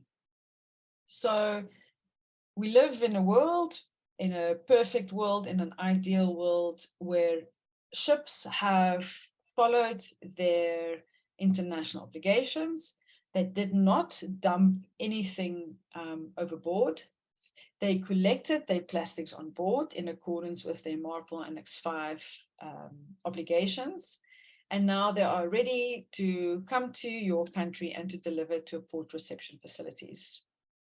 So we need to make sure that our facilities are not insufficient, and that when we receive the plastic waste from a ship, we can safely dispose of it, reuse it, or recycle the plastics. So it is crucial to expand port reception facilities in developing countries and to link them to national waste management practices, while we provide support to the latter to deal sustainably with plastics via reuse thereof, recycling, and waste to energy. So in such a way to complete the recycling links between all the players. So what does this mean? So now we are adding another layer. We are saying we live in a world which is perfect. The ships adhere to the international obligations. They did not dump anything overboard. They collected all the waste in accordance to MARPOL Annex 5 obligations. They've even separated their plastics. They deliver it at our port reception facilities. We've done our part as a country. We have excellent port reception facilities. We have big skips that says plastic. The ship comes. It's not very costly. The ship gives us the plastic. We say, thank you very much. We have the plastic. The next layer that we are adding to this discussion is what do we do with this plastic that we now have, okay? Because we have succeeded on so many levels now. Perfect world, ship collects its plastic, no one threw it overboard, brought it to my country. The country had a great port reception facility. There was a nice skip that said plastic. The plastic's in there now. What do we do next? And this is where our work comes in. We need to introduce these two people and say, oh, plastic coming from sea, you should meet plastic coming from land. This is the same plastic. Once you've received plastic from sea, it belongs to you. You as a country have received it now. And there's absolutely no difference in the plastic that I generate in my house to the plastic that the ship has delivered to my port reception facility. And this is the link that we need to create. This is where we need to rethink our national waste management strategies and say, okay, I have for years been collected plastic from suburbs and national waste management collectors, but what do I do with my plastic that comes from ships? And this is really important. So once we enforce regulations more effectively, so again, onboard collection, reuse, recycling, and the delivery of remaining plastics from ships, we can reduce sea-based marine plastic litter. So again, this is a lengthy process, but we can get to a world where we will have less marine plastic litter at sea. So to summarize, and I really want you to, when you do this work, maybe look at the slide a couple of times so that conceptually it's really clear. For us to reduce plastic waste from ships, broadly speaking, very broadly speaking, we need to do three things. Collect it on board at sea, reuse and recycle of plastic waste, encourage it. That we couldn't reuse, we deliver. And once it's delivered at a port reception facility, the country needs to start thinking of a circular economy approach for managing the plastic waste from ships. How can we make money out of the plastic that we just got from the waste from a ship? A ship literally just brought a skip full of plastic. We've collected it. How can we reuse, recycle this plastic and make it part of this circular economy approach? So again, a very important slide.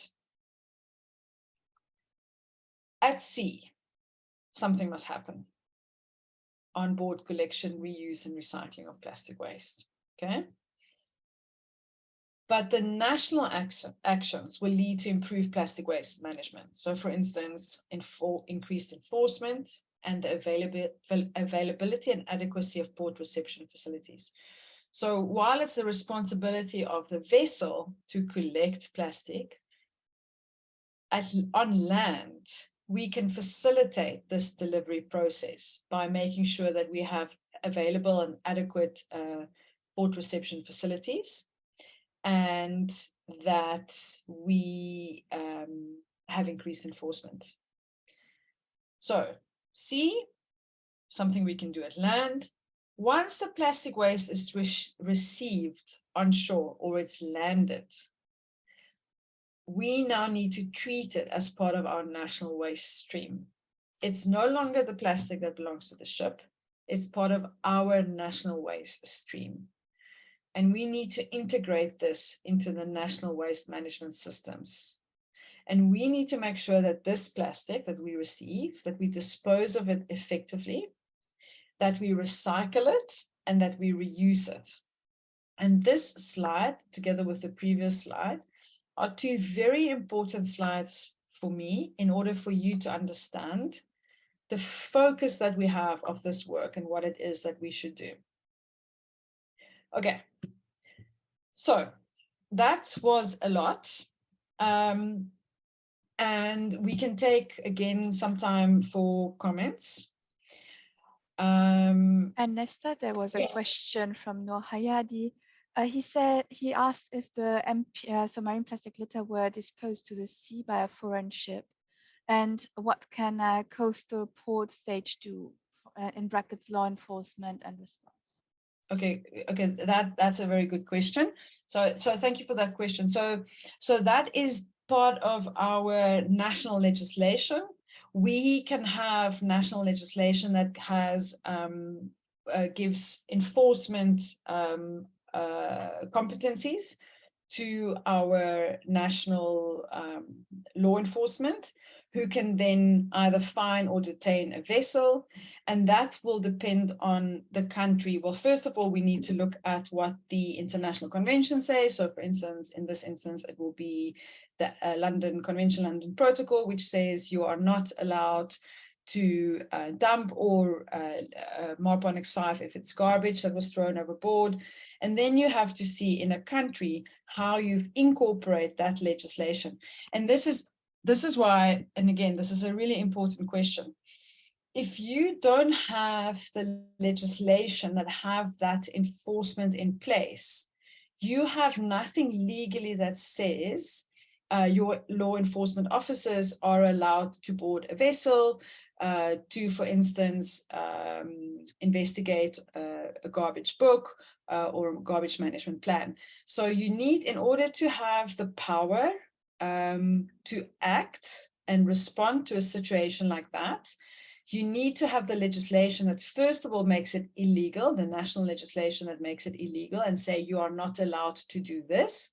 And secondly, you need to have the legislation that gives you the right to enforce it. And that is why national legislation is incredibly important. And that is part of this exercise.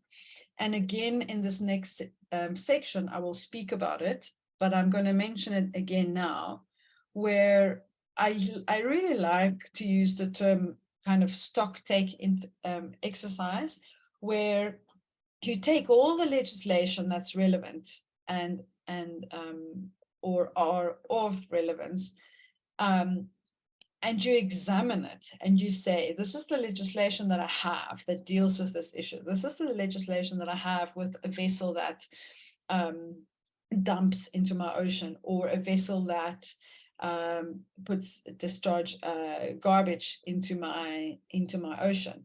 This is my legislation. It's fine. It's one thing having the legislation. It's a different thing having the appropriate legislation. So this is a really, really good time for countries to look at their legislation and say, is it good enough? And is it robust enough? So yeah, thank you for that question. That's really very, very important. Ada, can you see if there's another question? Yes, there's another question from Adonis Tafangi. Thanks, Adonis.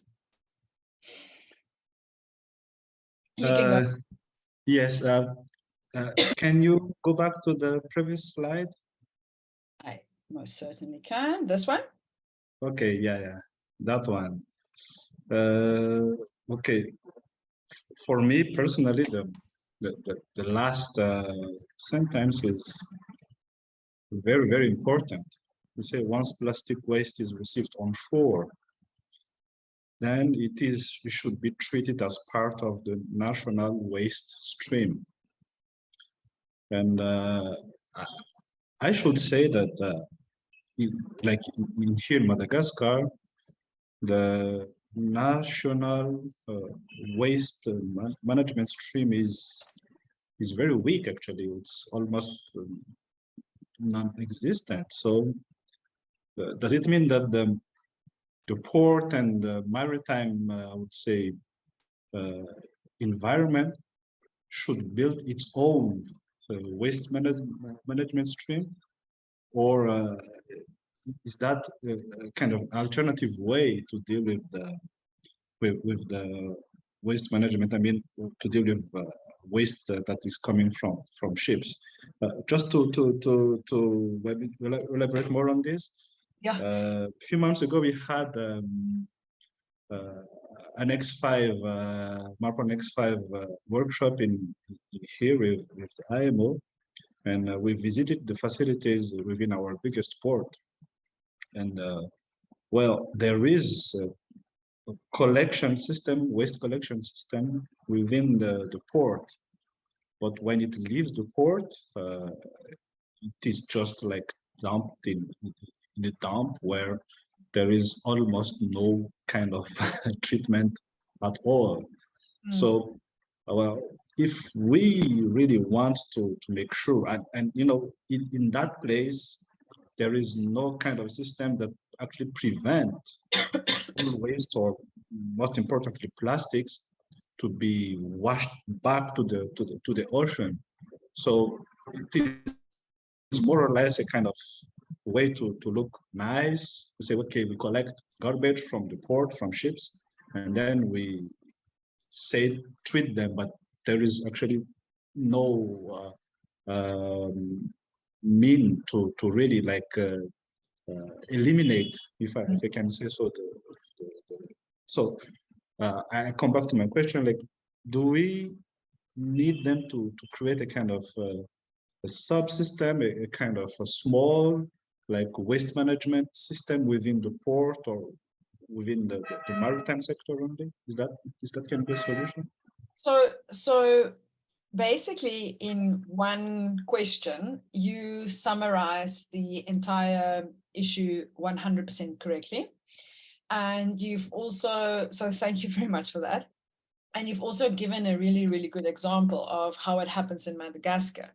So if I understand you correctly, ports receive the waste, and part of that waste will be plastics, and then it's dumped. Nothing's done with it. And that is the exact issue that we are looking at here, okay?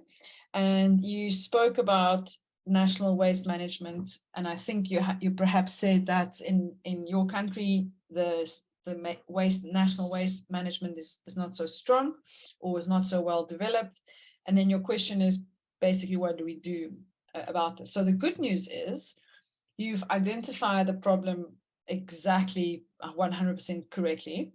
Bad news is, well, it depends on how you look at things. It can also be good news. Is this is the job you now have to do. So it is to bridge that link. And when I prepared this work and this guidelines, I thought, okay, let me see what's happening in other countries. And it was not that easy to find something that was so clear cut. So I looked at South Africa's waste management plan, and the most waste management plan. And I typed in the word port, nothing came up. I typed in the word harbor, nothing came up. And I was absolutely shocked. And I realized that in our most recent waste management strategy, we don't have consideration for waste, and in this instance, plastics, that's being collected from ships. So this is part of this exercise. This is what we are doing, where we now do a stock taking exercise, like you've mentioned, where you say, this is how it happens in Madagascar. There's this gap. There are these two friends that they haven't met one another just yet. What does our waste management legislation look like? Who do I need to go speak to, and to meet those stakeholders, and to have a plan, and to come up with perhaps a task force, and we will speak about this in more detail, but to really decide, well, first of all, to acknowledge, to identify that there's a gap and a linkage that's important, to acknowledge this, and then to bridge it. And the way that it will be bridged is that you have waste management in policies in place that will then be receiving the waste from the vessel, like how we were saying in Madagascar, it arrives at port, but then it's dumped. So there's where the change needs to happen. It's great. The vessel comes to Madagascar. The vessel hands over its onboard collected plastic waste. And Madagascar say, okay, we are going to change this. We are no longer going to dump it. We are going to take it and we are going to recycle it, or we are going to reuse it. And that is where the country will need to sit and come up with a solution.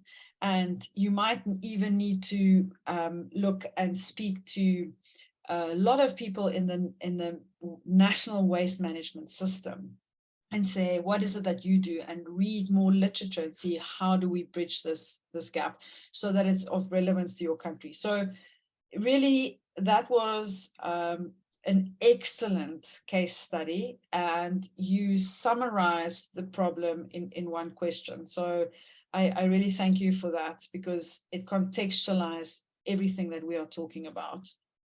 So thank you. There was also an answer from Noor Hayadi. He said, thank you for the explanation. The 3 international sea lanes in Indonesia may be the weak part of the Indonesian water. Just an additional information. Thank you very much.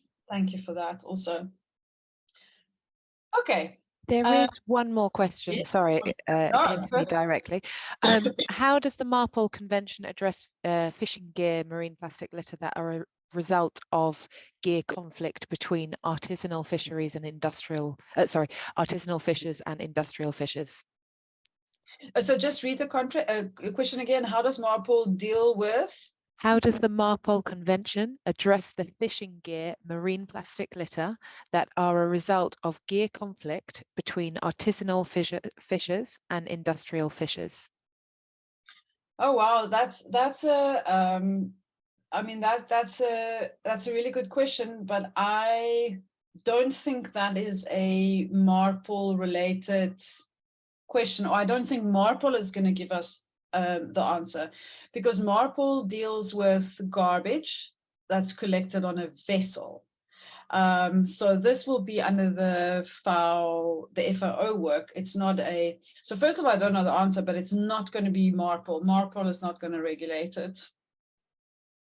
But Ava, if you can perhaps also just send me that question, and I can write it up, but that's not MARPOL related, because MARPOL deals with what's happening on board a vessel.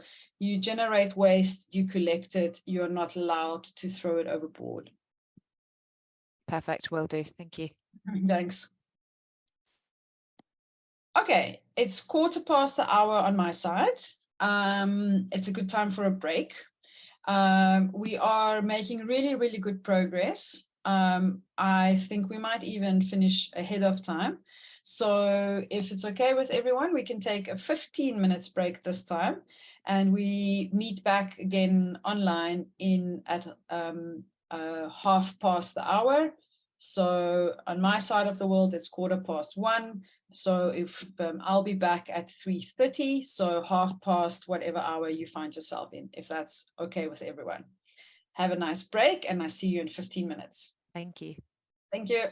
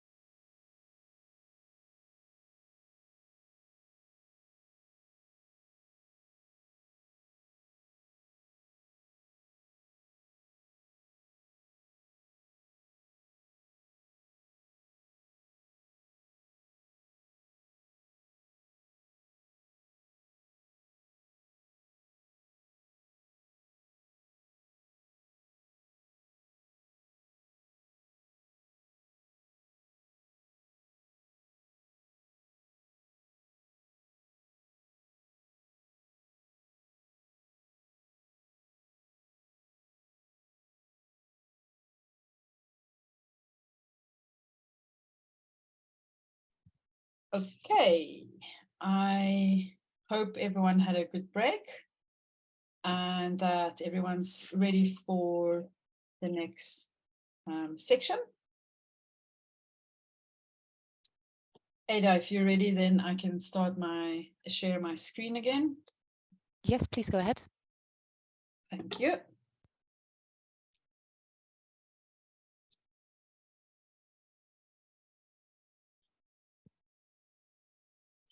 Do you mind stop sharing your screen? Yep. Sorry, bear with me one moment. Thank you. There we go.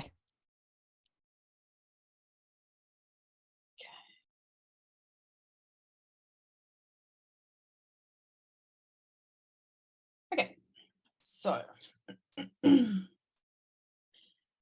so now we are getting to the actual work that we need to do. The first part of this presentation was all around what the problem is and how we can address it. So now, and this is why also Adonis from Madagascar, why his question was so timely, because the question really summarized the issue just perfectly in the sense of what is it that we do now? So you have a situation where a country does have vessels coming to its port, and it does collect plastic from this vessel or garbage, but basically it goes into landfill. So how do we manage the situation? And this is what this section of the presentation is going to focus on. And this is the work that you need to do nationally. Okay, so let's see. We are going to speak about what are the requirements that we need to make sure we have to ensure and guarantee effective implementation. And again, it goes to the question that we also had earlier on before the break around what happens if a vessel in my water dumps or discharges litter into our waters. What are the legal requirements that we need to make sure we have in our legislation? And then other recommendations.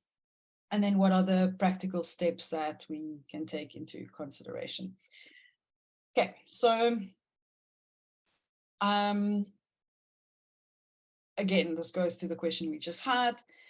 All national legislation should make sure that we make provision for the prevention of illegal discharges of waste, for example, plastics from ships. If we don't have this provision in our legislation, there's nothing that we can do. And you can't board a vessel and you can't find a vessel if you don't make provision for this in your national legislation. So the management of ship-generated waste in port is typically addressed by legislation that is addressed to ports and land-based legislation. So your country will have legislation that deals with port reception facilities, for instance. And this point we have stretched or highlighted a couple of times now, but it's really important to keep saying this, that plastic waste from ships that are offloaded to port should not be regarded as separate from land-based waste. And again, this goes back to the example that Madagascar was using. Plastic waste from ships must become part of the total waste stream once it's received on shore. So again, it does not exist in isolation from the other port operations, services, and infrastructures. So again, once we received it, it should be managed as follows. So imagine the case study that we've just heard, where you receive waste from a ship, you collect it, and it goes into landfill. So what we should do instead is to manage it in an environmentally responsible way, in according to the provisions of National Waste Management Regulatory Framework, including port waste management plans. Don't get a fright if you don't know what it is or what the acronym is. We will deal with it a little bit more. and according to the provisions of an overarching national waste strategy. So this is again where the work is going to come in, because I have no doubt in my mind that not all countries will have mention. As I said, I looked at South Africa's waste strategy and it didn't include the words port or harbor. So this is where the hard work is going to come in. We have on the one hand the framework that deals with everything that happens at sea. And basically, conceptually, we can say that is the responsibility of the vessel. As a country, we need to make sure that we have provisions to enforce it, that we have provisions to have port reception facilities, but we need to get our business in order nationally.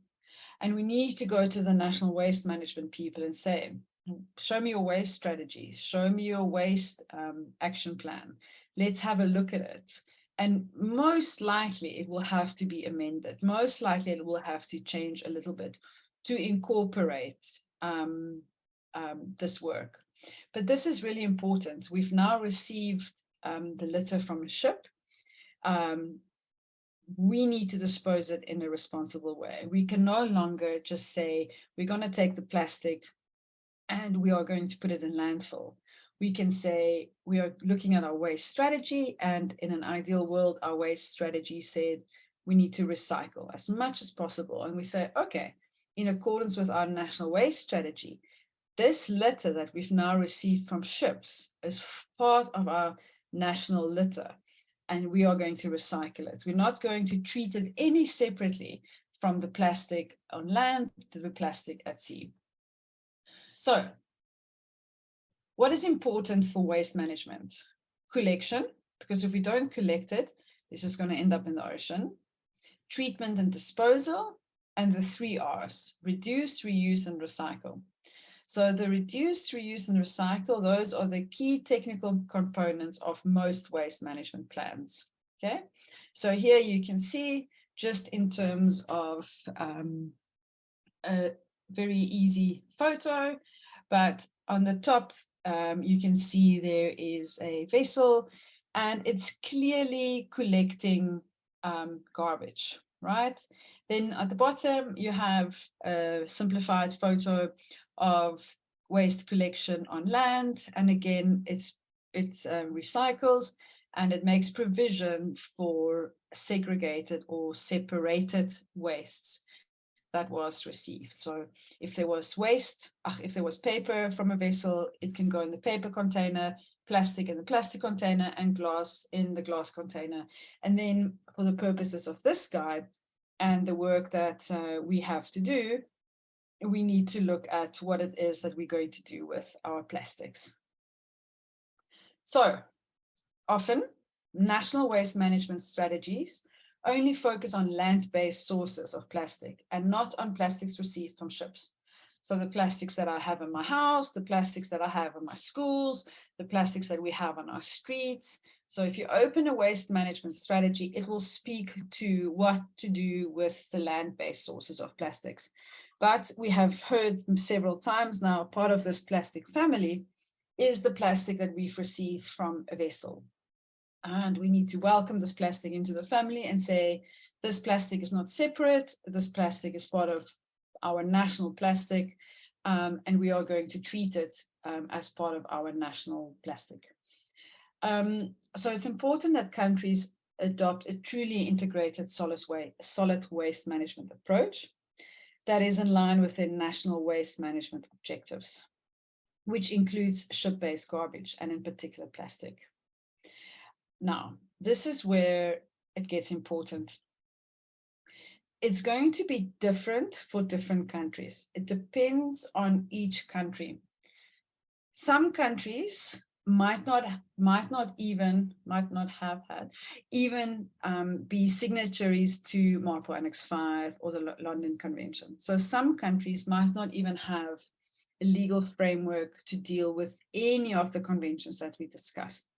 Some countries might have legislation in place, and either this legislation can be amended or in some instances, we have to develop new legislation. So again, this depends on the outcome of the stock take exercise that we are going to do, and I will explain it to you in a little bit more detail.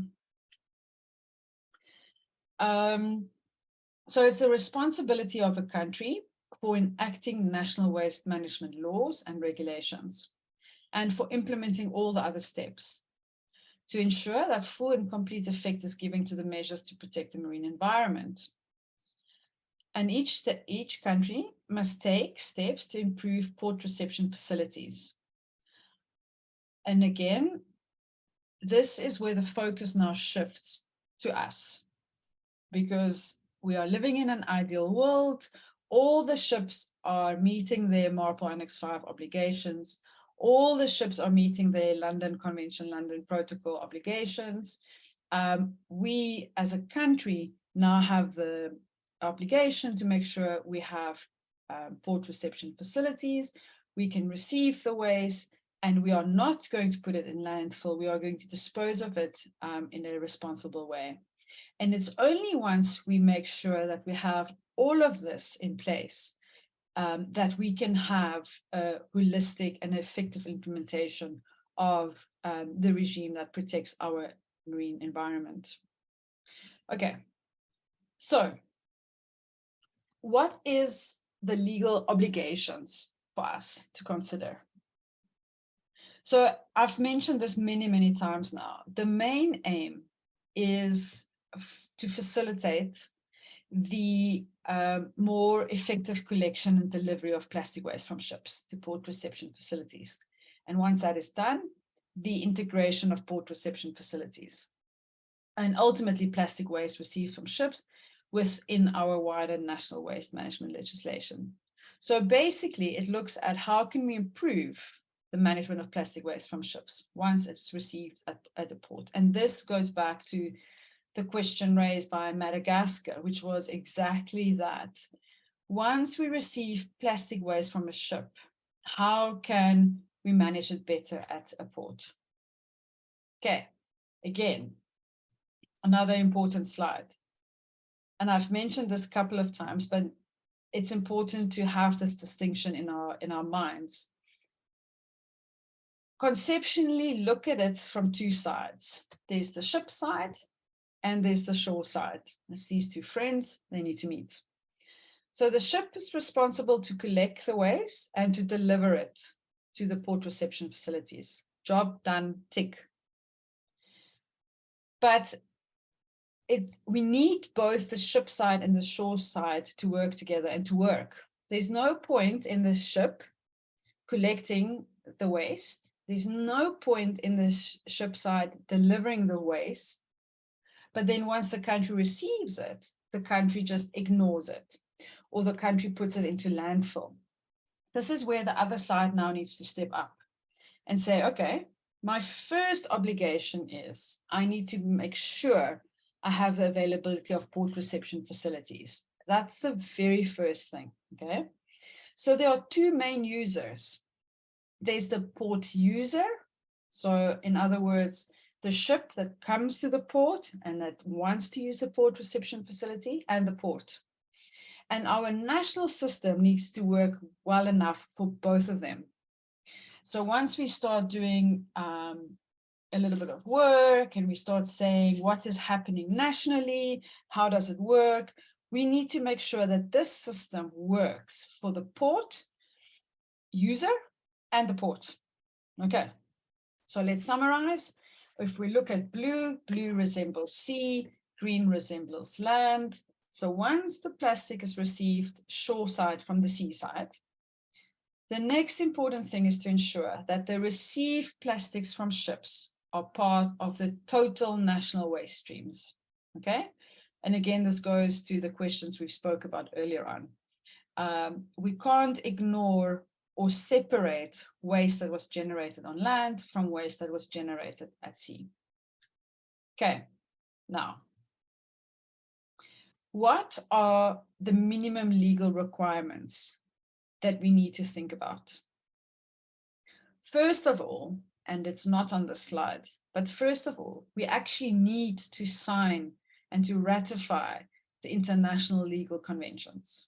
Okay, so we need to make sure that we are party to MARPOL. We're MARPOL Annex 5. We need to make sure that we are party to the London Protocol. We need to make sure that we have the ability to effectively implement these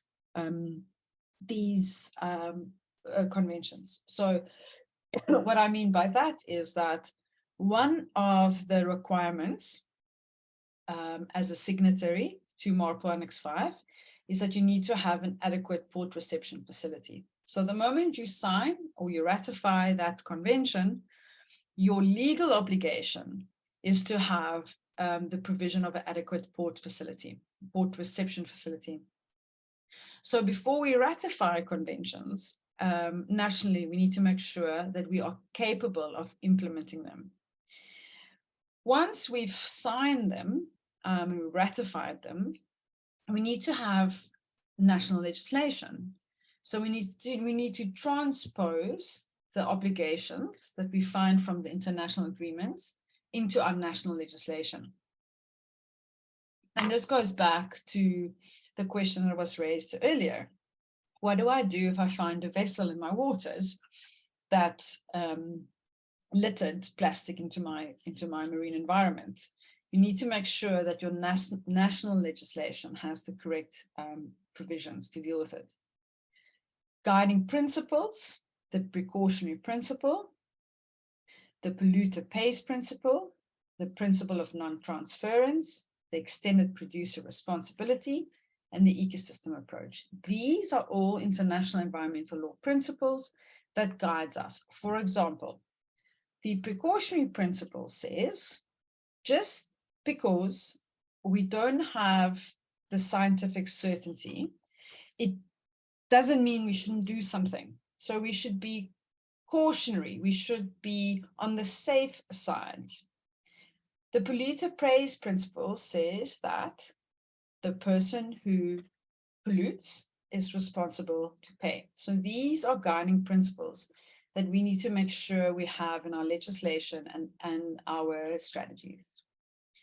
Again, I've spoken about this a couple of times now, is we need to make sure we provide adequate port reception facilities.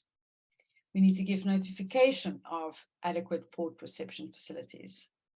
We need to make sure that we have a competent authority or authorities that can deal with these matters.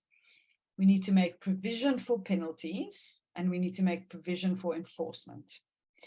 And all of this is discussed in more details in the guidelines. What's also important is the importance of port waste management plans. And later I will show you a link to a guideline on port waste management plans. The availability of port information, incentives for the delivery of waste to port reception facilities, waste delivery procedures that will help to facilitate the delivery of segregated and collected plastic, waste assessment and waste management cycle, the legal and regulatory requirements for the incorporation, effective implementation of the voluntary guidelines for the marking of fishing gear, recycling and final disposal of waste, a cradle-to-grave approach, and we also need to make consideration or take consideration of small non-commercial ports.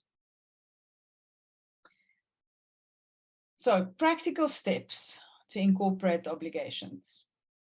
So now again, one of the first things that I've just mentioned was we need to ratify the multilateral environmental agreements. We must make sure that we are signatory to these agreements. We should establish a national task force or a core team. And this task force can be compiled of various stakeholders from across a spectrum of people. You can have people from your Department of Transport.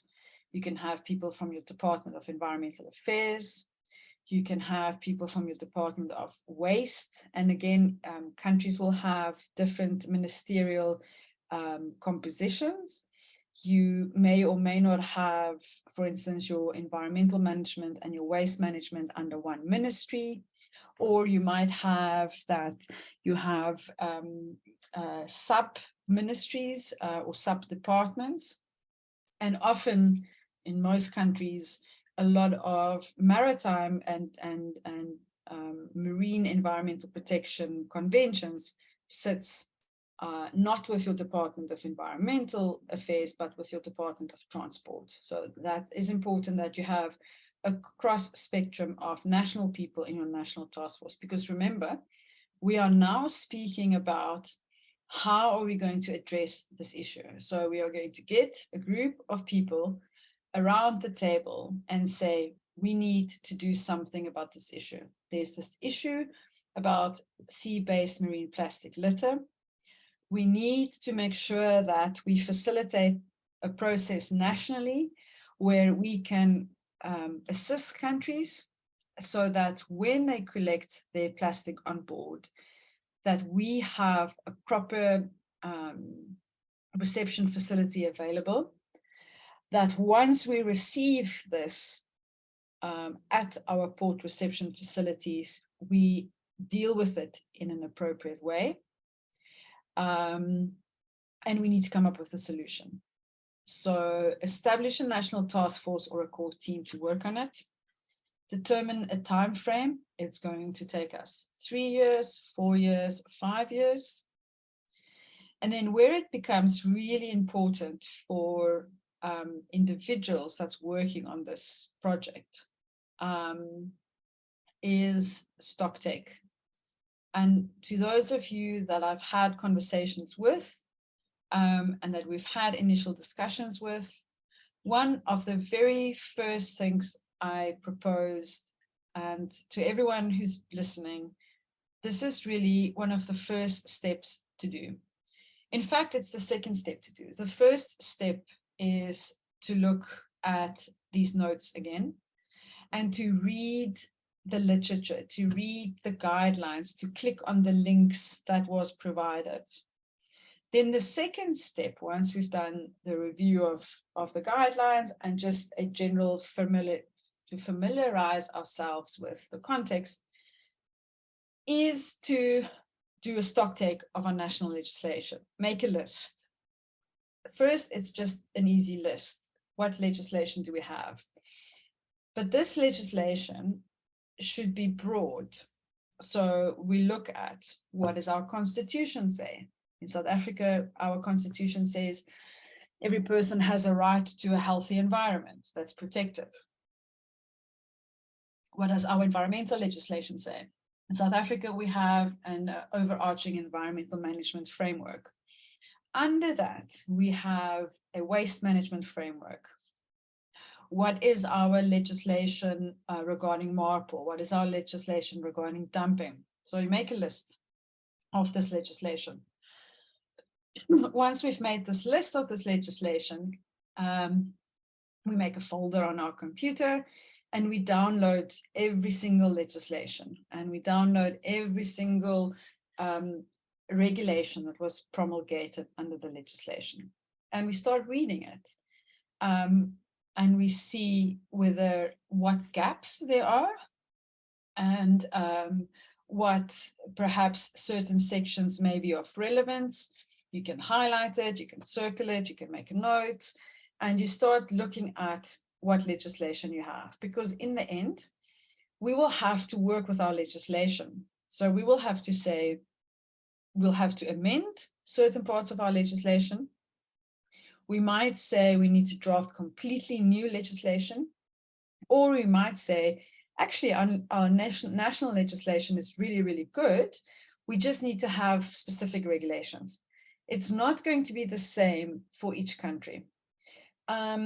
Part of this, of an inventory of relevant national legislation, and I should actually update the slide to add and policies and strategies. It's really important to look at our strategies, especially our waste management strategies. In the guidelines that you will receive, I have a list of things that you can look at or should look at. This is not an exhaustive list and it will be different for each country. once we've done our inventory, we then decide what is it that we need. Do we need new legislation?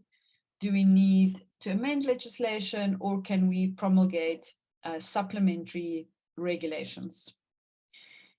We need to understand the legislative process. How does it work in your country? Constitutionally, nationally. And what I would suggest in this instance is, again, you write a page or a page of 2 where you explain what the process is in your particular country. The country has a constitution, for example. The constitution protects the environment. This is how legislation is adopted. This is how legislation is amended. This is the process. Perhaps a paragraph or a page or 2 on this process. Very importantly, the relevant stakeholders. Again, this is a list that needs to be made. My next slide will show examples of relevant stakeholders. But this is really work that can be done once there's a good understanding of the issue. And there's a good understanding of the context which we discussed today, is to make an inventory of relevant national legislation. So make a list of what legislation you have. Download this legislation, put it in a file, start looking at it, perhaps identifying gaps. Write up a section on the your country's legislative process, and make a list of the relevant stakeholders that should be consulted during this process. Because remember, I think someone's mic is open, so if I can just invite everyone to close their mics. Thank you very much. So, because remember, this process doesn't happen in isolation. We are not going to sit and do this work by ourselves in our office. We are going to engage stakeholders. We are going to go through various processes, various updates of our findings, of our suggestions. And we need to make sure that we have all the stakeholders in the same room when we discuss this. Because the last thing you want to do is get to a stage where you are ready with a proposed legislation, and then some stakeholders say, sorry, we were never consulted, we were never part of this process, we are not in support of this. So this slide that's following, as you can see, it's a long list, but make sure that you have everyone included. Okay, so from Attorneys General Office to the environmentalists, to all your governments and local authorities, your local experts. This includes universities, members of the local community, National Coast Guard or customs and enforcement authorities, non-governmental NGOs, the oil industry. Industry is really important, and it's important to have your industry on board from the beginning. Because what you don't want is not to consult with industry, and then they, towards the end, block it and say, we were not consulted, we were not part. So it's a really important group of people that you want to have on your side. Operators of terminals, other relevant national task forces. So remember, you might already have a national task force on waste management. You might have a task force that was established for the implementation of the biofouling guidelines, because this is important. Because remember, we said one of the things is invasive species can be transferred on anything that's floating in the sea.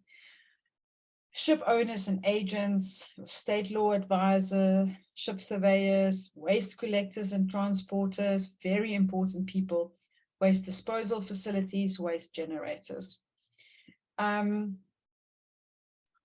So as a conclusion, and then we will take some time for questions, and then we will, I will talk you through the draft template that you will also receive in the guideline.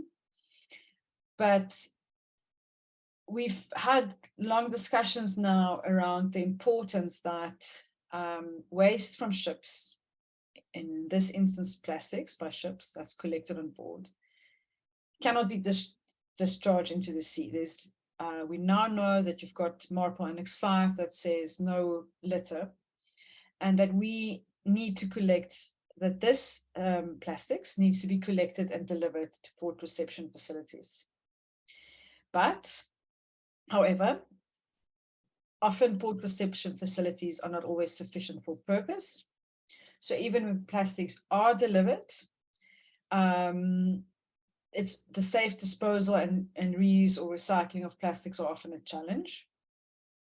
And this is basically where our first step of first part of our work will happen, is looking at our port reception facilities. Well, first of all, ask the question, do we have port reception facilities?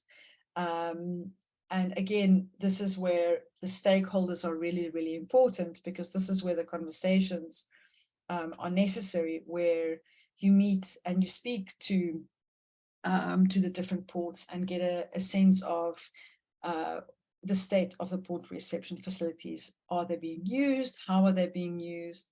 And then from there, so the first thing is to make sure that we have a port reception facility. And again, as I've mentioned earlier, there's a whole set of guidelines on port reception facilities. This is not the purpose of this document and this guidance. However, port reception facilities and the availability and adequacy of port reception facilities is incredibly important. So that's one of the first things that a country needs to make sure they have, and it's in order.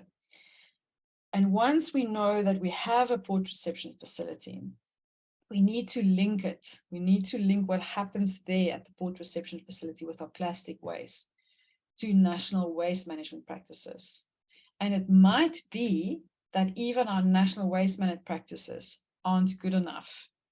And that this also needs to be amended or adjusted to create for this link.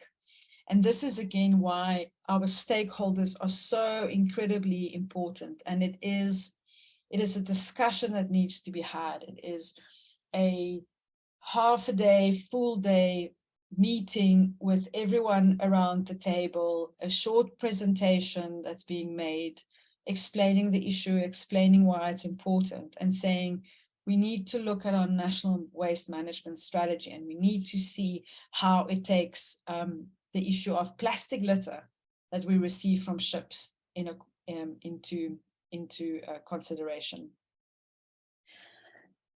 So, at the risk of repeating myself,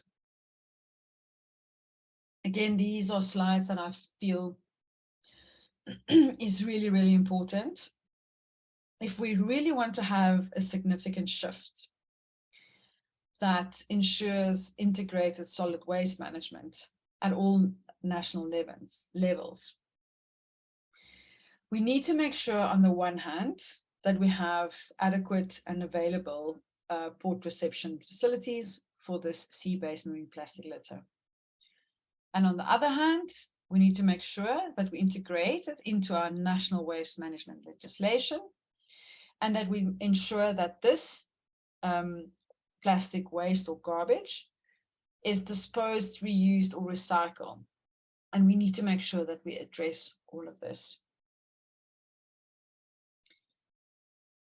So a couple of really important things and a couple of really important guidelines to use, because we are working to a state-of-the-art national system. We want a really robust, strong national system that is geared and aimed to prevent sea-based marine plastic litter from occurring.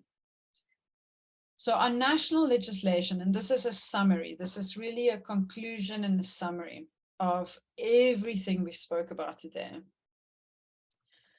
So our national legislation must include the following. We need to incorporate MARPOL Annex 5, assuming that we have ratified the following conventions, okay? We need to incorporate both MARPOL Annex 5 as well as London Convention, London Protocol.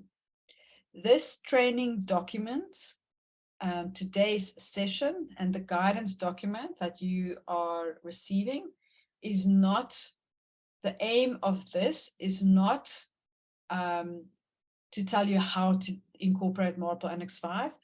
It's not to tell you how to incorporate London Convention, London Protocol. It's telling you that you should make sure you have it incorporated. And if you haven't, then we give you links to IMO documents that you can use to make sure that you have incorporated your MARPOL Annex 5 and your London Convention, London Protocol. So this is, when it comes to our stocktake exercise, this is something that is the first important step. Are we signatories to MARPOL Annex 5, yes or no? Are we signatories to the London Convention, London Protocol, yes or no? If you answer yes, have we incorporated into our national legislation, yes or no? And if you say no, then you have to do that first. That's the first thing to do. Here is your guidance on how to do that, if you say no. If you say yes, we have incorporated in our national legislation, I urge you to still look at these and see how your national legislation compares to these guidance, because you might find that there are some things here in this guidance that you could do differently, or a different way on how you can improve your national legislation. I've mentioned port waste management plans. Very, very, very important. Again, it's a separate guidance document. This is what it looks like. And you click here and it will open it. And port waste management plans are really important. And it's really important to read the guidance document. And it's also important when you do your stocktake to ask yourself the question, do we have a port waste management plan? Okay. The IMO action plan puts a lot of emphasis on the importance of a port waste management plan and the importance of the specific inclusion of plastic waste received from ships that can be in your port waste management plan. So this is one of the documents that must be considered. So firstly, what needs to be considered is, as a country, do we have port waste management plans? And do they, of course, depending on how many ports, it's going to be impossible to review all of them, but is there provision for plastic waste? Okay, and then again, here is a guidance document on how to develop it. It's not to say that you are now going to develop the port waste management plan, but just look at this document and see at this guidance document and see what is important to have in your port waste management plans. In addition to that, what is also very important is port reception facilities. The purpose of today is not to tell you how to develop a port reception facility. The purpose of today is to say that you should have a port reception facility in order to ensure the effective delivery of collected or retained waste on ship. And that your port reception facility must provide for separate garbage collection from plastic waste from ships. And again, the IMO makes it easier for us by giving us guidance documents, okay, that you can just click here. Then finally, I did not want to do that. It's going to open the document now, but it's okay. This way it can show you, but let me just close this and go back to my presentation. Then finally, specifics on plastic waste from ships. Once plastic waste from ships is landed, in other words, received at a port reception facility, it's important to integrate it with the national plastic waste management. This is what we've spoken about now. Why? So we can dispose of it in a safe and sustainable way. How? Through plastic schemes such as reuse, recycle, waste energy, safe disposal, and so on, to complete the recycling link between all players, rather than using the use of landfills and open air burning. I will take, before I take some questions and before I move to the very last section of today's presentation, a suggestion, what I would do if I had to do this work. I would,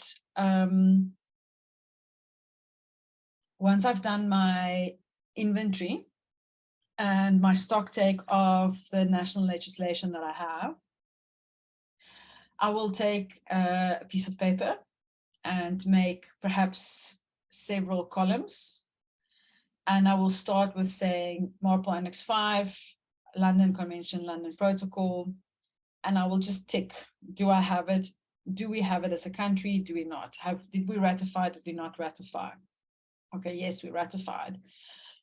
Do we have national legislation? Do we not have national legislation? And then next to it, I would put the name of the training course or the guidelines from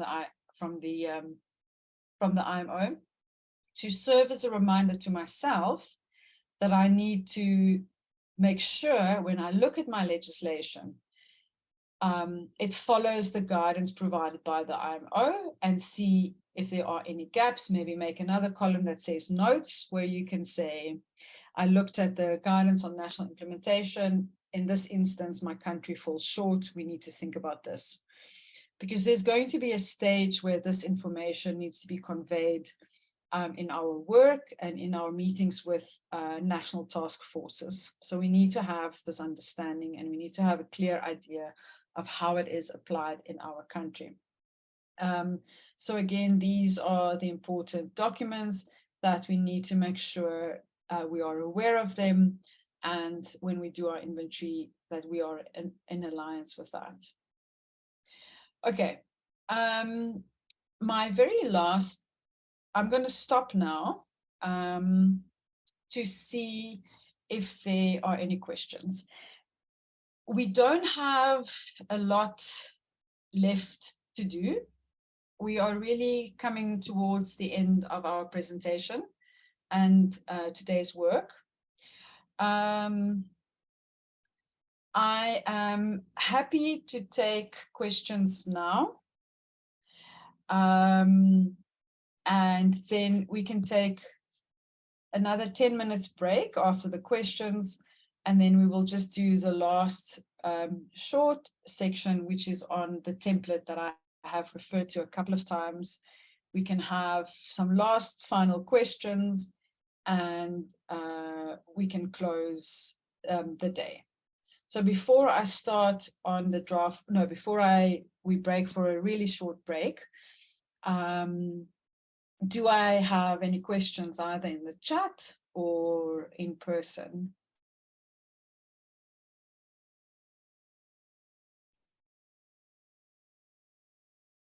Okay, I see someone asked a question and then the person wrote, it was addressed. Yes, hello. Please go ahead. Sorry. Hello, can you hear me? I can hear you loud and clear. All right. Thank you for this opportunity. My name is Joshua Nathaniel, and I am joining in from Nigeria on behalf of Stand Out for Environment Restoration Initiative, and NGO. We are also a member of the National Task Force for GloLitter Nigeria. Welcome. Yes, we've learned a lot from your presentation, and I must say thank you for this opportunity once again. Yeah. So straight to it. Last year, the GloLitter published a report on managing plastic waste from sea-based sources, and our solution called the Fishing Net Gains was listed as one of the best solutions in the world. Yeah, and so I want to ask, how do we as an organization, an NGO, we are not a government parastatal, you know, we don't represent the government in the signing or enforcement of these regulations, you know, such as MAPL 5, but we have been able to, you know, create solutions, you know, to address marine plastic litter. For instance, you've made a lot of references to port reception facilities, which we have created in 6 project locations to address the issue of irresponsible disposal of fishing gear waste by the artisanal fisheries. But these are ideas that we can scale to include areas like the urban port systems.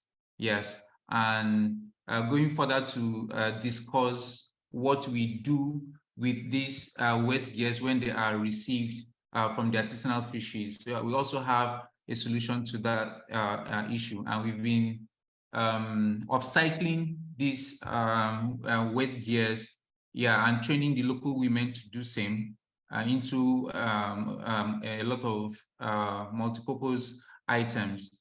Yeah, so the question now is, how do we as an NGO, knowing that we lack you know, the legislative powers, you know, to command a lot of regulations and also enforcement, how do we make sure that our solution continues to be expanded, you know, into other locations, for instance, or, you know, we can upscale it to help out with providing the port reception facilities. Yeah, so. Okay. Perfect. Yeah. No, thank you very much for that. And this is where the importance of stakeholders come in. And this is the importance of the power of stakeholders and strong voices, especially in the NGO sector, because often there is a gap between regulatory frameworks and what works on the ground and what doesn't work on the ground. And NGOs have a very clear idea of what works and what doesn't work. And this is where during stakeholder meetings, for instance, it's really important that NGOs like yourself is invited to, first of all, participate properly, and secondly, to make perhaps a small presentation on solutions that can be proposed. And what also one can suggest is, if there is an invitation that goes out for a meeting, nothing stops an NGO to write and say, we are very happy to attend, and if there is time, we would like to request the floor for a 5 or 10 minute presentation, because we can present some solutions to the problem. So that's the one way of doing it. And then the other way of doing it is during the actual stakeholder consultation is to take the floor. Well, first of all, to attend and to take the floor and to make these kind of interventions. And then finally, once the process evolves and reports are being sent out, or meeting minutes are being sent out, or draft legislation is being sent out, typically there will always be a period where stakeholders, all stakeholders, can provide comment and further input. And again, this is often written input. And again, this is where stakeholders like yourself play a really, really important role to voice the solutions, as well as issues and gaps identified. So thank you very much for your question. And yeah, I honestly have seen this on many occasions where NGOs and stakeholders really, really come with solutions to the table and assist those that's part of this process to give them a better understanding of how it plays out in the field. Because often the situation on land or at sea is different than what we as regulators or those who draft legislation and see it. So you play a very important role in bridging that. So my suggestion is to be very active, very vocal when there's an opportunity to make presentations or comment and input, to do so, and that it will be considered in the versions, in the draft versions of whatever it is that's developed. So thank you very much. Thank you. There's another question from Roland Ijabi. He writes that about what techniques have been successfully used by other countries in educating or sensitizing politicians and top leadership in government, particularly leadership of maritime related agencies and business leaders. Thank you for that question. I can't think of a specific country off the top of my head right now to give an example of a country, but one of the very, very important tools to use is to look at one's country and to put a value or an estimate, or to look at the literature and say, if we leave this problem, if we don't treat this problem, this is what it's going to cost our economy. This is what we will lose in revenue because of declining tourism, because people are no longer coming to our country, because our beaches are polluted. If we don't treat this problem, this is the health impacts that we are going to have. And the moment you have numbers, monetary value in front of decision makers, it's really very powerful. It's something I always believe in, rather than saying we need to protect our ocean because we love it, we say we need to protect our ocean because if we don't, we are no longer going to have tourists and we are going to suffer huge monetary values. The moment you add money to the problem, to the issue, people pay attention.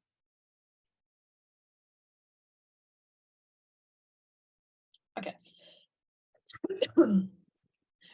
So part of the guidance document that you will receive, that we focused on today, part of that, we also have included a draft template legislation. Now, what's very important to know is that, unfortunately, there is no one size fits all for all countries. And not one country is going to look the same as a different country. So it is impossible to have a copy-paste situation where we can give you a document that you can use as it is, and you can just copy paste it and you have the answers. Your specific circumstances will dictate what it is that you're going to do in your country. So you might not even use this draft template legislation at all, or you might just use certain sections of it. So I'm going to just briefly talk you through this draft template, but in a very high level way, just to familiarize yourself with the contents thereof and give you an idea of what it entails. And then towards the very end, I have about 2 slides with useful resources that I've referred to a couple of times during today's presentation. Excuse me. Okay, so the idea is to assist with the development of national legislative framework for sea-based marine plastic litter. And for this reason, a template has been prepared, but it's only a guidance document and it will be different for each country. And as I've just mentioned, there is no one size fits all solution. So some countries will need to draft legislation from scratch. Some countries will need to amend existing legislation, and some countries will need to supplement existing legislation. And all of this will depend on the stocktake exercise that you will undertake in each country and the consultations that you might have. So the draft template includes general provisions that we always have in legislation. So the citation, what is it called? when does it start, and the extent of the legislation. Then with legislation, it's always important to have a reason for the legislation. So in this instance, we said there is existing legislation that can be used, and perhaps it's a good idea to come up with regulations that can support and supplement existing legislation. So I'm going to refer of regulations, but your country might decide we want to have new legislation. So we need to have an objective. So for example, we can say these regulations aim to protect the marine environment or the environment against the negative effects from, excuse me, sea-based marine plastic litter and marine plastic litter received from ships using ports located in, and then you can insert the name of the country. You can take it further. You can say, while ensuring the smooth operation of maritime traffic, by improving the availability and use of adequate port reception facilities, and the delivery of plastic waste from ships to these facilities. You can also add and say, it also aims to regulate the entire process of marine plastic waste received from ships, ensuring handling in a sustainable manner, while promoting the waste hierarchy and circular economy principles. So this is for countries to decide. This is really just an example of how the legislation or how the draft template legislation work. You will also note that in this draft template, there are kind of notes to drafters. So it is just a note that will say to the drafter, this is why you need to have an objective, this is what you need to think about, and this is what you need to consider. Then, mostly in legislation, we will say, we will have a clause that deals with application. So who the act applies to and who the act doesn't apply to. Then very importantly, there's a definition section. And in this definition section, we included all relevant definitions. And what is really important about definitions when it comes to drafting legislation, and also this is maybe important for when we review or when we do the stock take of legislation, of our existing legislation, is to look at the definitions that we have and to look at the definitions as they appear in the international regulatory framework. So for instance, how does MARPOL Annex 5 define garbage? So that we are aligned with those definitions. Earlier on, we spoke about guiding principles.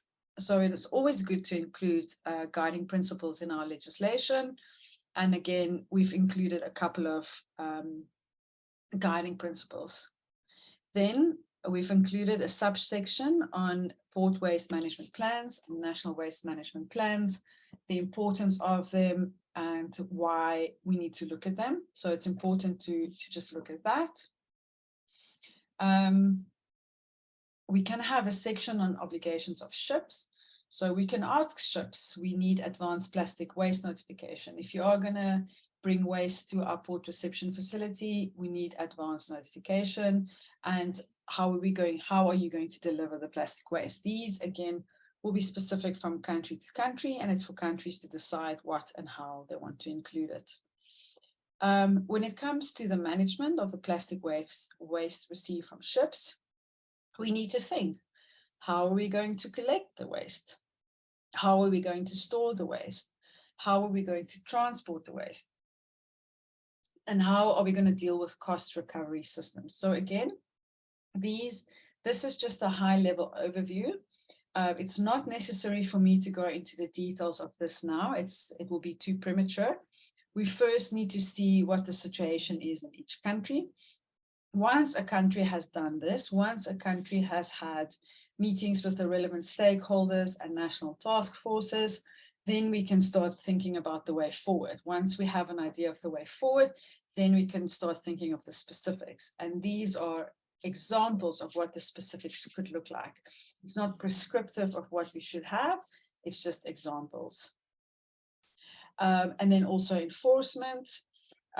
It's important to have a section on enforcement.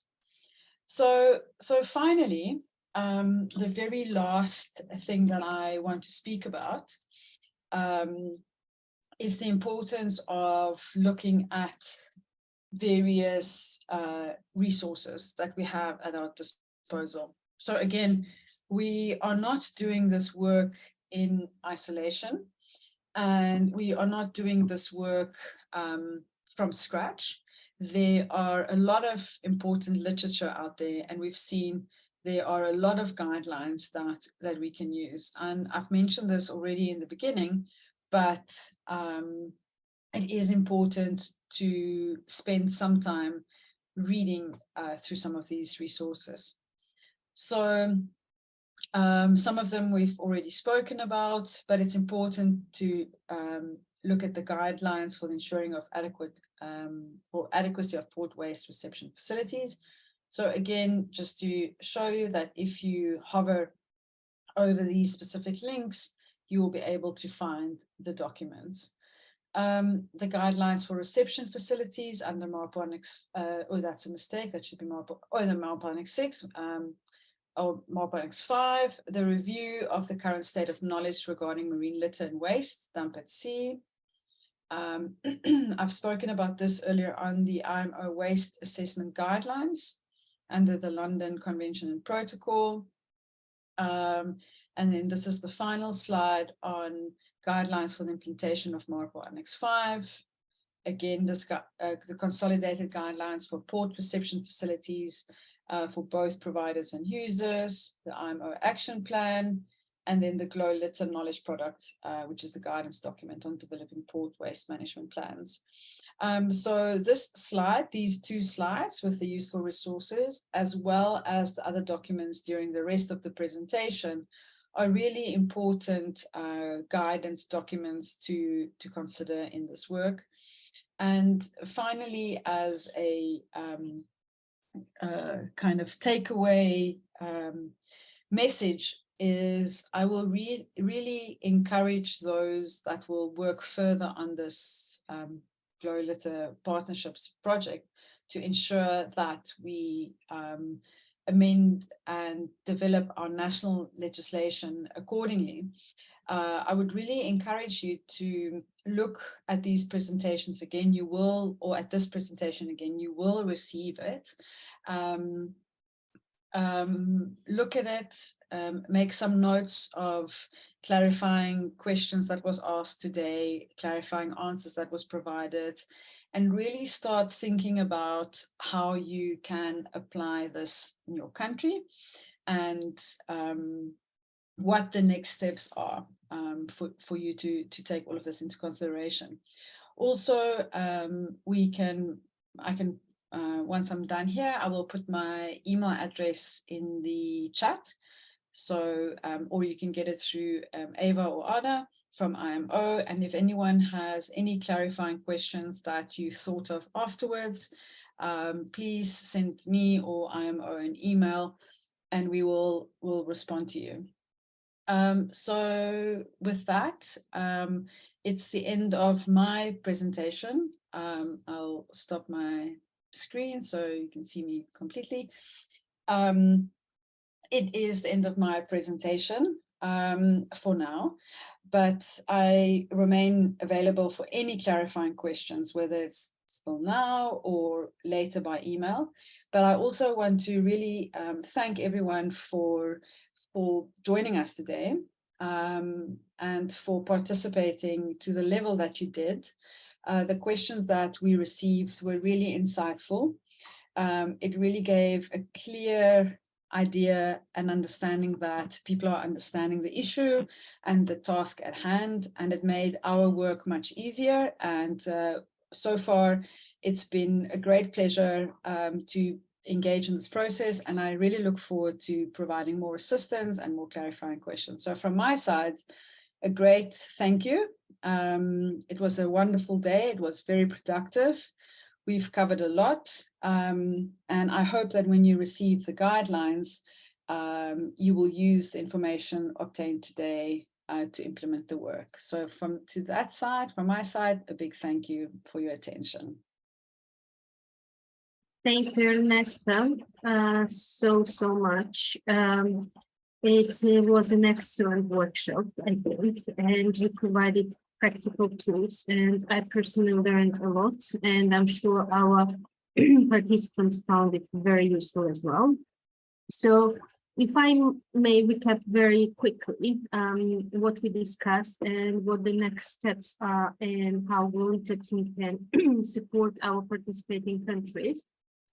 So Ernesto presented what are the sources of marine plastic litter, especially focused on sea-based ones, what the international framework guiding policy and legislation on sea-based marine plastic litter is, how to approach the reform in the national level. It is a lot of information, and probably after we think about it, what was presented, we all might have more questions. And therefore, please feel to send us your questions, and we will pass to Ernesto, or we'll try to answer ourselves. And I'll ask Ada to put up the email address of the GloLitter, just as a reminder, please. Thank you very much. So please feel free to contact us or regarding this work or any IMO or FAO related questions in terms of GloLitter scope. So what happens next? GloLitter team will share with you this presentation, and I hope very soon the guidance and the template that Ernesto referred to will be shared with you as well. Now, some GloLitter partnering countries, including Costa Rica, Kenya, Madagascar, Nigeria, some others, already started working on national policy and legislation, focusing on sea-based marine plastic litter, and we as a GloLitter team, with their necessary support, have been supporting the countries. And we do really hope that soon other countries, other partnering countries will also initiate this process. Now, I would like to emphasize that today's event is just the start of our support to you on policy and legislation related issues. Based on your national needs, the GloLitter team will be happy to consider further support, and of course, based on Ernesto's availability, to actually bring our support to you, to your country at the national level in person, if need be, so that you get the support right in your country in drafting the legislation. So if that support is required, please email us, please let us know. And I would like to take this opportunity, of course, to thank you all for amazing participation, and I would like to echo what Ernesto said. Amazing participation, excellent questions, and we do appreciate your partnership with GloLitter. And I would like to thank Norwegian government that provides support to the GloLitter through the Norwegian Agency for Development Cooperation, Norway. And actually this workshop and many other GloLitter activities are made possible because of Norway's support. And your participation in the GloLitter, your all hard work to tackle the plastic litter problems in our seas, it gives us opportunity to support global problem in tackling marine plastic litter. And I hope our cooperation continues, as I really strongly believe that joint efforts always bring greater impact and positive outcomes. With this, I would like to thank you all for your participation. And if Ernesto has any final remarks, or our GloLitter team or the countries, please feel free to raise your hand or unmute your mic, and just feel free. From my side, thank you so much, and we'll see you very soon again.